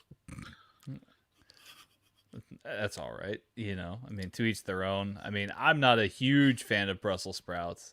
They're a little bit too. No, I didn't mean the sprouts. I meant Brussels in general, just like the city in Belgium. Oh, okay. You're just like, no, I'm not. No, I did mean Brussels sprouts. Take your waffles and let's see here. Aston Villa still trying to find some semblance here of getting back into this game. They've had very little of the ball in the second half. Really been pinned back, but resolute in defence. Apart from the one cross that Lukaku was able to get on the end of. Other than that, they were very rarely able to get into the Villa box. Mag's getting all Brexiter hating on Brussels. Do you know what I mean? What Brexit has shown is that we can't make decisions for ourselves, and we were lucky to have Brussels make those decisions for us because we're idiots. Well, some of us are idiots. The ones in power. It always seems to be that way. Yes. Mm-hmm. Yes, it certainly does, sir. Let's see here. As we wait for this throw in here, results from elsewhere around the league. It's been an interesting day here, Mags. A good game between West Ham and Southampton ended 2-3. The visitors taking that one, playing the spoilers there. Tottenham beat Crystal Palace, a 10 man Crystal Palace team there. So that I think that that probably had an effect on things. Yep. Kane back on the score sheet again. So it seems that he's getting a kind of like a change in attitude. Maybe he wants to stick around with a Conte-led Tottenham now. Perhaps so. Arsenal Norwich. Arsenal taking the points here, 5-0. It seems 5-0. And I think that's 10 goals that Arsenal have scored in the last 2 games. Maybe they've seemed emboldened by this recent chop and change here by Mikel Arteta to demote Pierre-Emerick Aubameyang. I think they made a big time mistake not selling him when they had the chance to. Especially when Barcelona were really on the hunt for him. Now maybe with picking up Ferran Torres, they may not be as interested now. But I think dropping Aubameyang has really shown that they can rely on Lacazette. I mean, they're giving the captain's armband, and he's really kind of stepped out of the shadows almost, leading the line. And we've always said here on Tekkers that Arsenal have got the kind of bare bones of a really good team with the youngsters that they've got, but they needed those older heads to really show the young players how to play. And people like Lacazette, people like Aubameyang were the ones that were not putting in the effort, were not showing the passion. And now Lacazette seems to have had a real kind of change. So yeah, Arsenal are really benefiting from him leading the line. I think they're now currently 4th in the league. So yeah, 3 wins on the bounce. Looking like everything's coming up rosy at Arsenal. True. They're making a really good play here at making it to the top 4. It seems they're in 4th. Right now, just behind Chelsea. You've got Chelsea in 3rd right now. You've got Liverpool in 2nd here, with still a game in hand, and Manchester City, of course, leading the way, 47 points there. Yeah, and we just haven't seen Kante be subbed off for Kovacic. So yeah, Chelsea burning through their substitutions early in this second half. We've seen Christensen come on for Thiago Silva, and then obviously Lukaku coming on at half time. So yeah, Chelsea going through their subs pretty quickly. Yeah, but I think the main fixture of the day, City versus Leicester. Jesus Christ, 9-goal thriller. Yeah, I was about to say over at the Etihad, a 9-goal thriller there. Played in front of all 15 people. That is mean. That is very, very mean. It was a very good game. And it looked like Leicester were going to find themselves back into it. But it was not to be. Manchester City kind of galvanized themselves and made a charge back in. Yeah, I think they were 4-0 up after about 25 minutes or so. And then Leicester really kind of like started to pin back, got to 4-3 before Laporte and then Sterling with the penalty, with the late goal, kind of like sealed the deal. But yeah, really kind of interesting game, which we will certainly be covering tomorrow on the Volley. Indeed. It'll be an interesting time here to see what we here as Alonso skies the ball over a goal here from free kick area. It'll be interesting to see how these results start shaking out. Obviously, City leading the league here midway through the season. There's always the talk of if you're winning by Christmas, it's a good omen. But we've seen that tide turned before in more recent times, especially. So Yeah, I mean, they are the form team. Won 5 out of the last 5. I think, can we get a timestamp for you, Tanner? Because I think you maybe like a little bit ahead of me. Oh, I'm at 65.50 and counting. Way ahead. Oh, goodness. I'm sorry. No, it's fine. I blame your internet provider. I do too.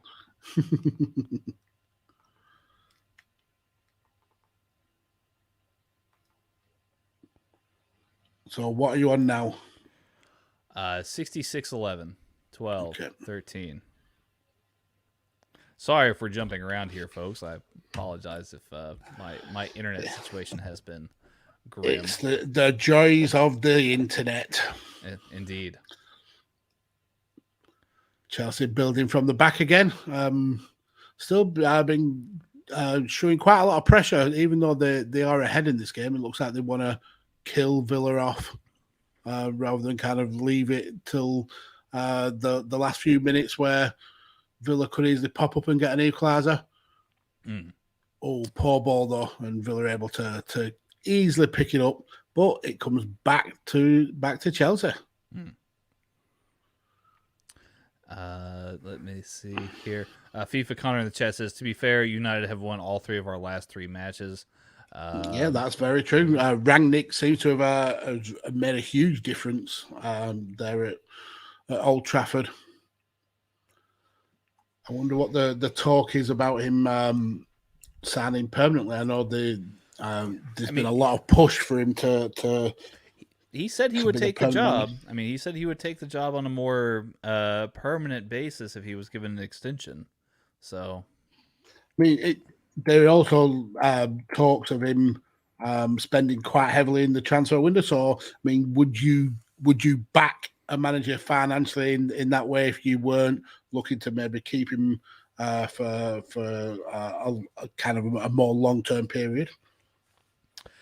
I would if we knew that he was going to be going upstairs as more of a general manager type, somebody who would be able to select his successor appropriately, and you know, obviously he would pick out a player who knew, or not a player, but rather he would find players that he knew would work in his system, but also, you know, would be able to select a successor who knows how to play the players appropriately. Yeah, so I think looking at the odds, Rangnick is favourite to get the long-term job, but the Pochettino shadow is still looming, so he's at 2-1. Ten Hag's at 13-2. Rodgers has dropped down to 14-1. Zidane is 16s, Mancini 17s, and then you're getting into ridiculous numbers of Nagelsmann, Simeone, Martinez, Tuchel, Hassan Huttel, and Ronaldo all around 33-1. Yeah, I just don't see. The problem is that as big of a story as it would be to bring a Tuchel or a Pochettino in, or even a Ten Hag, I feel as though like Rangnick would bring in somebody. He's not going to bring in somebody who's got an ego that's gonna match his. I feel like he's going to bring in somebody who's of a similar mind to him, but's also going to be appropriate for that system. Yeah, he does prefer kind of successors that have sat under his learning tree rather than bringing in somebody with their own kind of ideas and mindsets. The American assistant coach that he has over there, I feel like he would probably be the heir apparent. And it's interesting how many of the top managers in European football now have actually trained or had kind of advice from Rangnick. The amount of managers that go over to his seminars, even not really affiliated with the kind of the Red Bull system, but still go over to kind of sit under that learning tree and soak up that knowledge. There's a reason why he's called the Godfather of the Gegenpress, because he's tactically, he's so far ahead of so many managers in football, and he's just got a brilliant man for the game. Mm-hmm. FIFA Connor saying, so Klopp then? No, that's the answer. The answer is no. Klopp is not going to Manchester United. I'm sorry, FIFA Connor. It's not going to happen. You're just going to have some nobody in your dugout for the next 5 years. I think you are more likely that Guardiola makes that jump to Man United than you are Klopp. Yeah. I wouldn't even say Guardiola. You're more likely that you'd have Mourinho back. Mourinho back at United. Oh, that's mean. Let the good times roll again. Let's bring back Ole. Yeah, what's Ole doing? Is Mourinho? Is he still at Roma? He's still at Roma. Yeah, he's still. He must be hanging on by a thread because there was a lot of talk of him being. Yeah, they don't like him out so much. Yeah. So the six in the league, way off the top, like 14 points off Inter. Yeah, he seems to be ruffling some feathers. He talks. He's talked about his players in the media in a particular way, and we all know how the Mourinho show goes. Yeah, and I remember a comment he made a few weeks ago where he said he had to pick the first 11 because he couldn't rely on any of his substitutes, and I'm like, Jesus Christ, way to shit on like 25 players. Mm-hmm. Well, and FIFA Connor here, he actually brings up my point perfectly here. I do like how our board finally picked someone tactical that knows football rather than a name that they have done for like the last 6 years. Yeah, that's exactly what Ranić would do once he moves upstairs, is he's going to pick somebody who falls in line with that same line of thinking. And I think for me, the issue at Man United has been that they've had this consistent where they'll bring in a manager, back him to the hilt, and they'll get a lot of success, and then they'll say, well, you've had success where you're getting no money, and we want you to maintain that success, and it doesn't happen, and we get this kind of rolling manager where they'll bring in someone new, and then they'll back him to the hilt, and he'll get loads of early success, and then that drops off. It's been a real vicious circle for Man United. So if they can keep Rangnick at least involved in the club and let him kind of guard the football side of it, and the Glazers keep the nose out and go with the financial side, I think there'll be a lot more success at Man United than we've seen over recent years. And Tanner looks like he's talking, but he's muted, maybe. Tan Griffin in the chat says Mourinho's bringing the mighty Ainsley Maitland-Niles to save his season at Roma. Oof. Yeah. I mean, maybe, who knows? Maybe there is a link up there between him and Tammy Abraham that's, gone amiss. And Chris Smalling. Chris Smalling's over there. Yeah, true. FIFA Connor says maybe Mourinho should just buy Fellaini from China. Nobody should buy Fellaini ever. I think he might be. I think he might be done for at this point. I don't know. I thought he was going to say that. I think he might be dead. The Chinese secret police have found him out. I think he's. I don't know if he can play at that level anymore. Maybe I'm wrong, but yeah, he's actually killing it in China as well. He's playing for Shandong. Mm-hmm. He scored 10 goals in 19 games. Jeez, that's that's his best ever stats ever. Jesus Christ! So for Man United in 120 games, he only got 13 goals, and for Shandong in 53 games, he's got 22. Are they playing him as a forward? I mean, that was always one of those interesting things about him, is that he could play pretty much defensively or offensively. He's just like this unit who you could just ding the ball to, and he would just do stuff. Would just make the magic happen. Oh, and he's had COVID as well. Oh. That's a shame. Truly, yeah. I mean, does he have COVID now, or has he had COVID? I think he's had it recently. I don't think he's suffering with it now. and yeah, they're playing him in kind of like an attacking midfield position. Mm-hmm. You know, Marwan Fellaini, the famed number 10. You know that we all know. Jesus Christ, how has he got 10 goals? How? Dude, probably because they suck. Wow. So Villa making a substitute now. Sanson's going off. I think he's had a quiet debut start. I don't think he's been overly impressive, but they've brought on El Ghazi now. Was that his debut? No, it's his first start. Oh, okay. I was about to say. Yeah, ref's gonna call this one back here.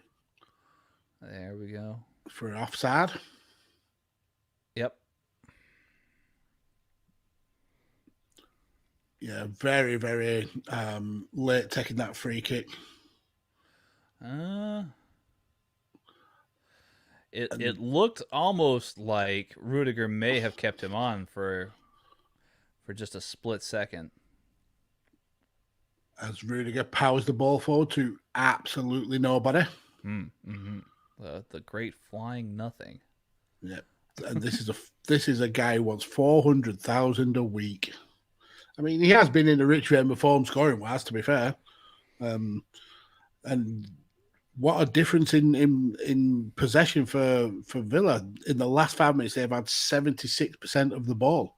That's the most possession they've had in any kind of a period of this game so far. Mm-hmm. And ironically, I haven't been able to do anything at all with it. FIFA Connor in the chat saying, if Rice leaves West Ham, Fellaini is incoming. LOL. Yeah. I mean, possibly. I mean, the issue with Declan Rice though is because he's English, he's so priced out of a move. It's unreal.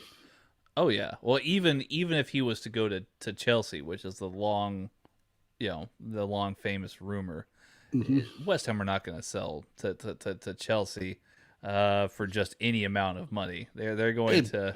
They want record numbers. They'll want 120 plus million. They're going to make Chelsea pay through the nose, especially. I mean, they're rivals, really. I mean, they are rivals. You know, they're not going to want to give Declan Rice for just any amount of money. They're going to, like you said, record numbers, Mags. El Ghazi cutting inside, trying to get the ball fed into Watkins. Chelsea able to block it out though, but the ball comes straight back to Villa. There's still a chance in it here for Villa. Yeah, I believe so. I don't think it's quite over yet as we get close to the final 10 minutes. Ooh, a teasing shot there by El Ghazi. Been very lively since he's come on. Looks a bit comfortable here for Mendy as he's recovering the ball here, making the save. But anything could happen here. Villa is a decent enough team with some quality about them. We could be in for a surprise. Ball goes to Lukaku, who's in the box now, collecting it here. He's being closed down.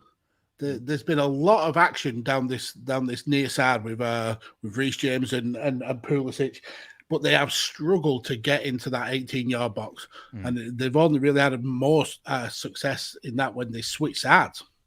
Mm-hmm. Oh yeah, Pulisic went down pretty easily. Then didn't look like there was much contact. Yeah, I think the wind blew. just fell over. But a free kick is a free kick, and it's in a dangerous position, especially with Lukaku in the hunt. Mm-hmm. You'll imagine he'd be rearing and ready to try and put his name back on the score sheets here. I mean, there's already rumors of him leaving Chelsea again. His agent not too long ago said, that Lukaku loves Italy, and it would be no surprise to him if, that he would make it back to a return to Italy someday. Yeah, agents just grand maggies because they're all, instead of being looking for the player's best interest, they're always looking for that extra next move, little bit of money. Yeah, no, I get that. Where can I move my players until now for that little 10%? Yeah, I mean, well, hey, if he truly does love Italy, you know, I mean, yeah, I'm sure he would love to be back in Serie A, you know, at some point in his career. But why move then? Why move back to England? Why move back to Chelsea? Is it just all about the numbers? I suppose so. Yeah. Yeah, and I think he always it always felt like he had a point to prove at Chelsea. Mm-hmm. Never really kind of having that chance to shine for them before being like whipped off on loan and then sold on. Went to United, you know, and then to Inter. Yeah, but I always felt that he would return to Chelsea just to prove that point, and obviously he's been very, very successful there since coming back. But if the sunny beaches and the clement weather of Italy is a calling, you can see him heading back there sometime during his career. And a lot of players tend to, once they've played for an Italian club, tend to go to quite a few Italian clubs. I mean, how many times do we see huge players have played for both Milan clubs, and then you also throw in Juve and Napoli? So yeah, I can see him returning there. Oh, for sure. You know, and it's interesting because I mean, Lukaku, he's not. You know, Italy's normally thought of this place here that players go to retire. You know, Lukaku's not an older guy. He's still got some youth about him. He's traveled many miles though. You know, obviously. You know, and I feel bad for him because I think because of his agent riling up all these moves, you know, he gets a little bit of a tag of being almost like a mercenary. Almost it seems. When I think that that's not really the case. He's genuinely a good guy. He just wants to, you know, he just wants to play good football. FIFA Connor 16 in the chat says Pogba's agent can suck my ass. Is that Raiola? I think Pogba's agent is Raiola. I think it's Raiola. Yeah. Does Lukaku not also have Raiola? I thought he was. He may well have. Let's have a look. Lukaku agent. Pastorello. Federico Pastorello. Okay. Mm-hmm.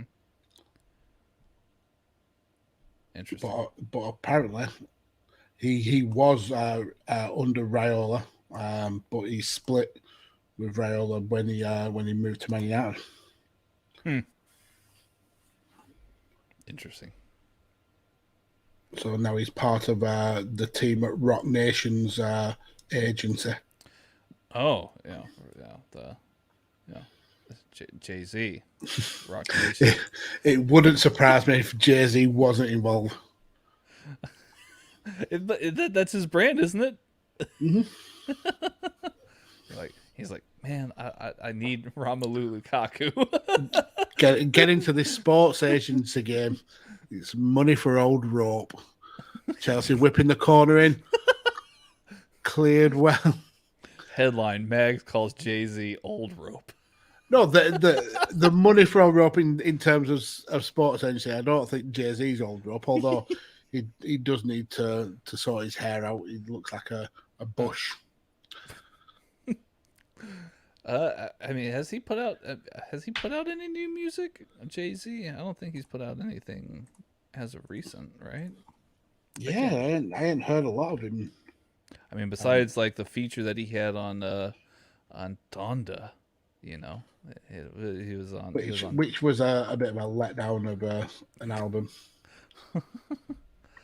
Yeah, you know, you can only get so far when you have a feature from Marilyn Manson on your record, I suppose. Yeah, it looks like his last album was Everything Is Love. Nearly 4 years ago. Interesting. And then before that, it was Watch the Throne, the album that he made with Kanye. Well, he had 444. You know, there was 444. That was 2017. So yeah, fun times.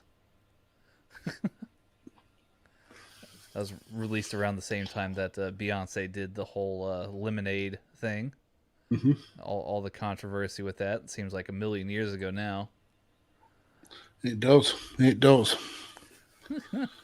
Anywho, Chelsea with the corner. Anyway, we were hoping for a little bit of a push here from Villa, and they looked lively with some of the substitutions that they made. Well, they've now brought on Traore, who will provide a little bit of pace in the last 5 minutes or so. Mm-hmm. I mean, this is a game that you would really want Leon Bailey to be in, but he's, of course, he's not available. Traore does have the pace, though. And El Ghazi's been pretty lively here as well himself. He has. But Villa are robbed of the ball now when we've got a 3-on-2 situation. Lukaku running at defence. Lays the ball off. Oh, great positioning. And it's a brilliant stop by Emi Martinez. Ooh. That was really well played, though. Hudson-Odoi will be kicking himself that he didn't make more of that. But that was typically what Villa was doing in the first half, soaking up the pressure and hitting on the break. Chelsea giving them a taste of their own medicine. Unfortunately, not able to finish it, but it was a really good effort. Mm-hmm. Villa again on the ball, marching upwards towards the midfield line. FIFA Connor, Mags, can you really comment on people say, I can and I did? I don't claim to have the best hairstyle, but I can certainly shit on other people's. I mean, have you seen Jay-Z's hairstyle recently? He looks like a homeless person.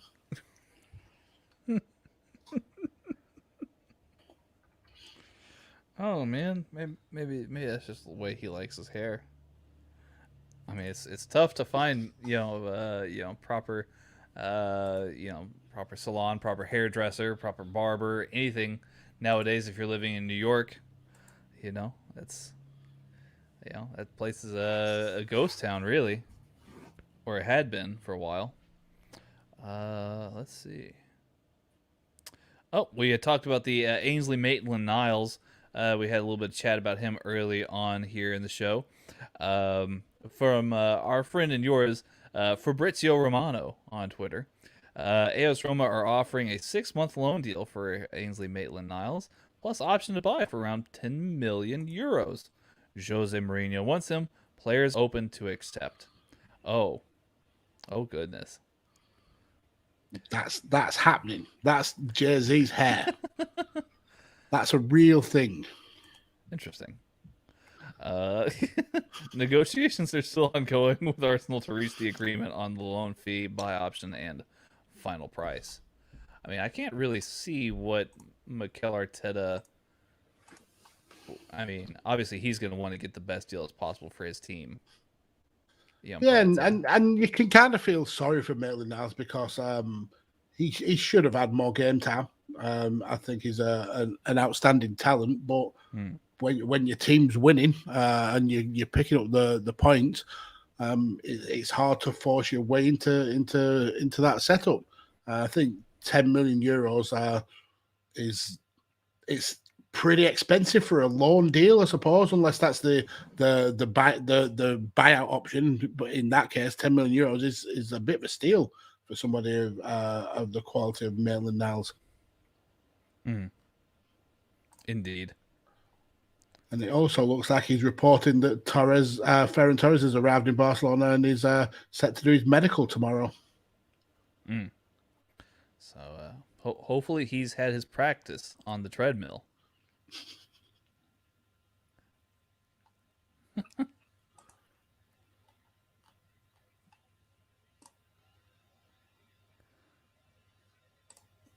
Looks like Matty Cash with a little bit of a wipe down of the ball.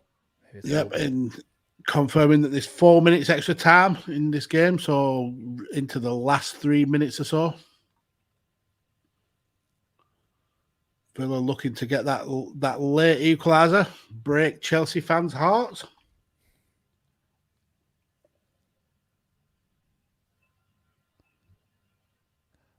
Lukaku hunting down the ball. Oh, he beats. And that looks like a penalty. Oh, and it is. It's a penalty. That might be it. That might be it. There wasn't really much anything that Konza could do apart from the professional foul. He was beaten all ends up by Lukaku, and a full pace Lukaku is a beast of a player to have running at you. And it wasn't much of a knock. He essentially kind of barged into the thigh and the calf of Lukaku, but that's enough to take him off his feet. But Lukaku's still down. Looks like he may have picked up a little bit of a knock. Will he be able to walk it off?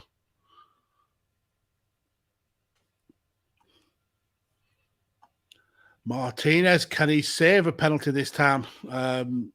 Was wrong-footed for the first one. Are we looking at a Jorginho taking it again? We are.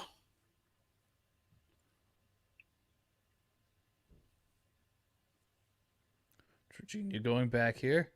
With about 90 seconds of the game to go. Oh, this time Martinez guesses the right way, but right in the corner, and there's just enough pace on it to take it past Martinez. 3-1, I think, flatters Chelsea a little bit, but they've been certainly worthy of the win. Yeah, I mean, I think it's lots of mistakes on Villa's part, especially defensively. They just didn't put together. They did not execute the right plans defensively, and they made some costly mistakes. Martinez was so close to getting that one. Just fingertips away. Ugh. You got to feel for him because it feels like errors from his teammates have cost him here, just a little bit. Well, yeah, I think you're absolutely right. I mean, when you get a 3-1 win and two of the goals are from penalties. Yeah, it's and ironic just how poor Chelsea performed in that first half that Lukaku has come on at half time and nabbed man of the match because he has been the difference maker. Yeah, true. That is true. I mean, before that, I would have probably give it to maybe Matty Cash, and then he ruined that by giving away the penalty. Oh yeah, true. Well, what about that goal from Target though? You know, I mean, that was a killer goal. Target / Reece James. Reece James. Yeah, I mean, game's over now. Full time. Yeah. Interesting game. Not exactly what you would expect from a Chelsea, but then again, they haven't been in the best of forms recently. But that looked like perhaps a slight return to the form that they were on in the early parts of the season. Villa, you can tell Villa missed Steven Gerrard kind of dictating the play from the sidelines. And whilst they did well in terms of keeping Chelsea at bay for long periods, they just didn't create enough, I don't think, for the win. So, yeah, a fair result, maybe a little bit kind of tipped in the balance towards Chelsea, I suppose, but a win is fair for Chelsea. Yeah, I mean, Villa looked lively when they did have the ball, but I mean, the stats are very damning, it seems here. 8 shots from Villa, 10 shots from Chelsea, so pretty even there. Where it gets a little bit hairier is Villa only with 1 shot on target, whereas Chelsea had 4. Chelsea dominated possession 58-42, completing 603 passes to Villa's 439. Yeah, just all the way around, it looks like Chelsea secured the game But I mean, again, it's really hard to say. Had Chelsea not had those penalties, we'd be looking at a completely different verdict about this game. Yeah, but the problem is you have to put yourself in those positions to be able to get those penalties. Yeah. And like we said, Villa became their own worst enemy with the kind of reckless professional fouls that they did first with Matty Cash and then with Ezri Konsa in the dying moments of the game, essentially have handed Chelsea 3 points that perhaps they wouldn't have got had they been more kind of resolute in defence. But it's a game played over 90 minutes, and Chelsea were pressuring for huge periods of that game. So eventually the wall is going to break.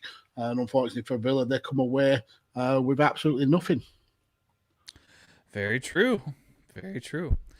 Man of the match shouts, Mags. Yeah, I mean, it's hard to look past Lukaku. I mean, I know I kind of ribbed the fact that no Chelsea player made that much of a kind of standout. That Lukaku comes on at halftime and gets man of the match, but that's when the tide changed. The fact Lukaku came on, scored the early goal in the second half, and then he kind of was in the middle of everything that Chelsea were doing. The aim was kind of to punt the ball forward to him, for him to run on and cause problems, and he did that. So I can't disagree that perhaps Lukaku was the best player on the pitch. You raise some good points. You definitely do. I mean, I would say, it's definitely hard to look past Lukaku. You could give it to Jorginho for obviously scoring the 2 penalties. But aside from that, what else did you see Jorginho do? When have we brought his name up apart from the penalties?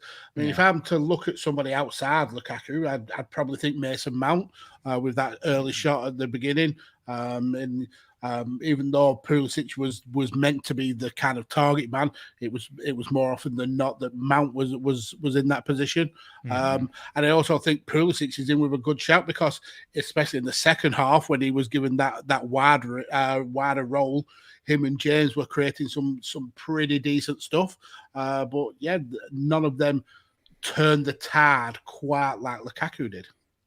Yeah. Hey, I can't help but agree with you here, Mags. Dan Griffin in the chat says, man of the match shouts to Jorginho for saving my fantasy football team this week. There you go. Get him a triple captained with 2 goals. We'll score a bucket load of points. Very cool. Well, Mags, before we mosey on out of here, tell the people where they can find more of you and your projects. Okay, so you can find me with severe back pain from carrying radio Tekkers in the absence of my good friend here, Tanner, the Texas gentleman. But yeah, I'm all over the show in terms of football, in terms of wrestling, and in terms of MMA. So yeah, come and follow me on Twitter down here at PodfatherMags, where you'll find all the links to my content. But yeah, just got to say, glad to have you back, Tanner. So it's been a long, hard month or so without you around, and yeah, glad to see you with a big smile on your face, back home, ready to kick off the rest of the season. Yeah, it's great to be back. I'm glad to be here, and I can't wait to see what more we'll have in store for the season, but also just here on Radio Tekkers in general. So it's absolutely amazing. I feel it feels great to be back, and thank you, and thank you to Matt. Also for holding down the fort while I've been gone, to Chris for producing some great content for everybody here as part of the Radio Tekkers family. I know obviously you and Sai have been killing it on Chain Wrestling as well, so definitely if you haven't watched an episode of Chain Wrestling recently, definitely make sure to go and check that out. It's definitely always good stuff. But yeah, it's fun. It's fun to be back. Glad to be here. Where can the people follow you on social media, sir? Oh yeah. You can find me on Twitter at TexasGentleman_, or of course you can always just simply follow the Radio Tekkers handle, RadioTekkers. Both those are over on Twitter, so definitely make sure to give those a follow and just subscribe if you haven't subscribed already. Definitely join us for these nice little live chats. We've got all these shows that we do here on YouTube. So yeah, just keep it coming, guys. YouTube and Twitch, I should say. I know we've got a pretty decent Twitch following now too, which is getting pretty cool. I'm loving it. So yeah, just keep it coming, guys. Again, I am Tanner, aka the Texas Gentleman, and right alongside me here, the Podfather himself, Mags. Mags, let's say goodbye to the people. Goodbye, people. Kablam. Take care, everybody. Have yourselves a great rest of the day. We'll see you again tomorrow for some chain wrestling and some of the volley.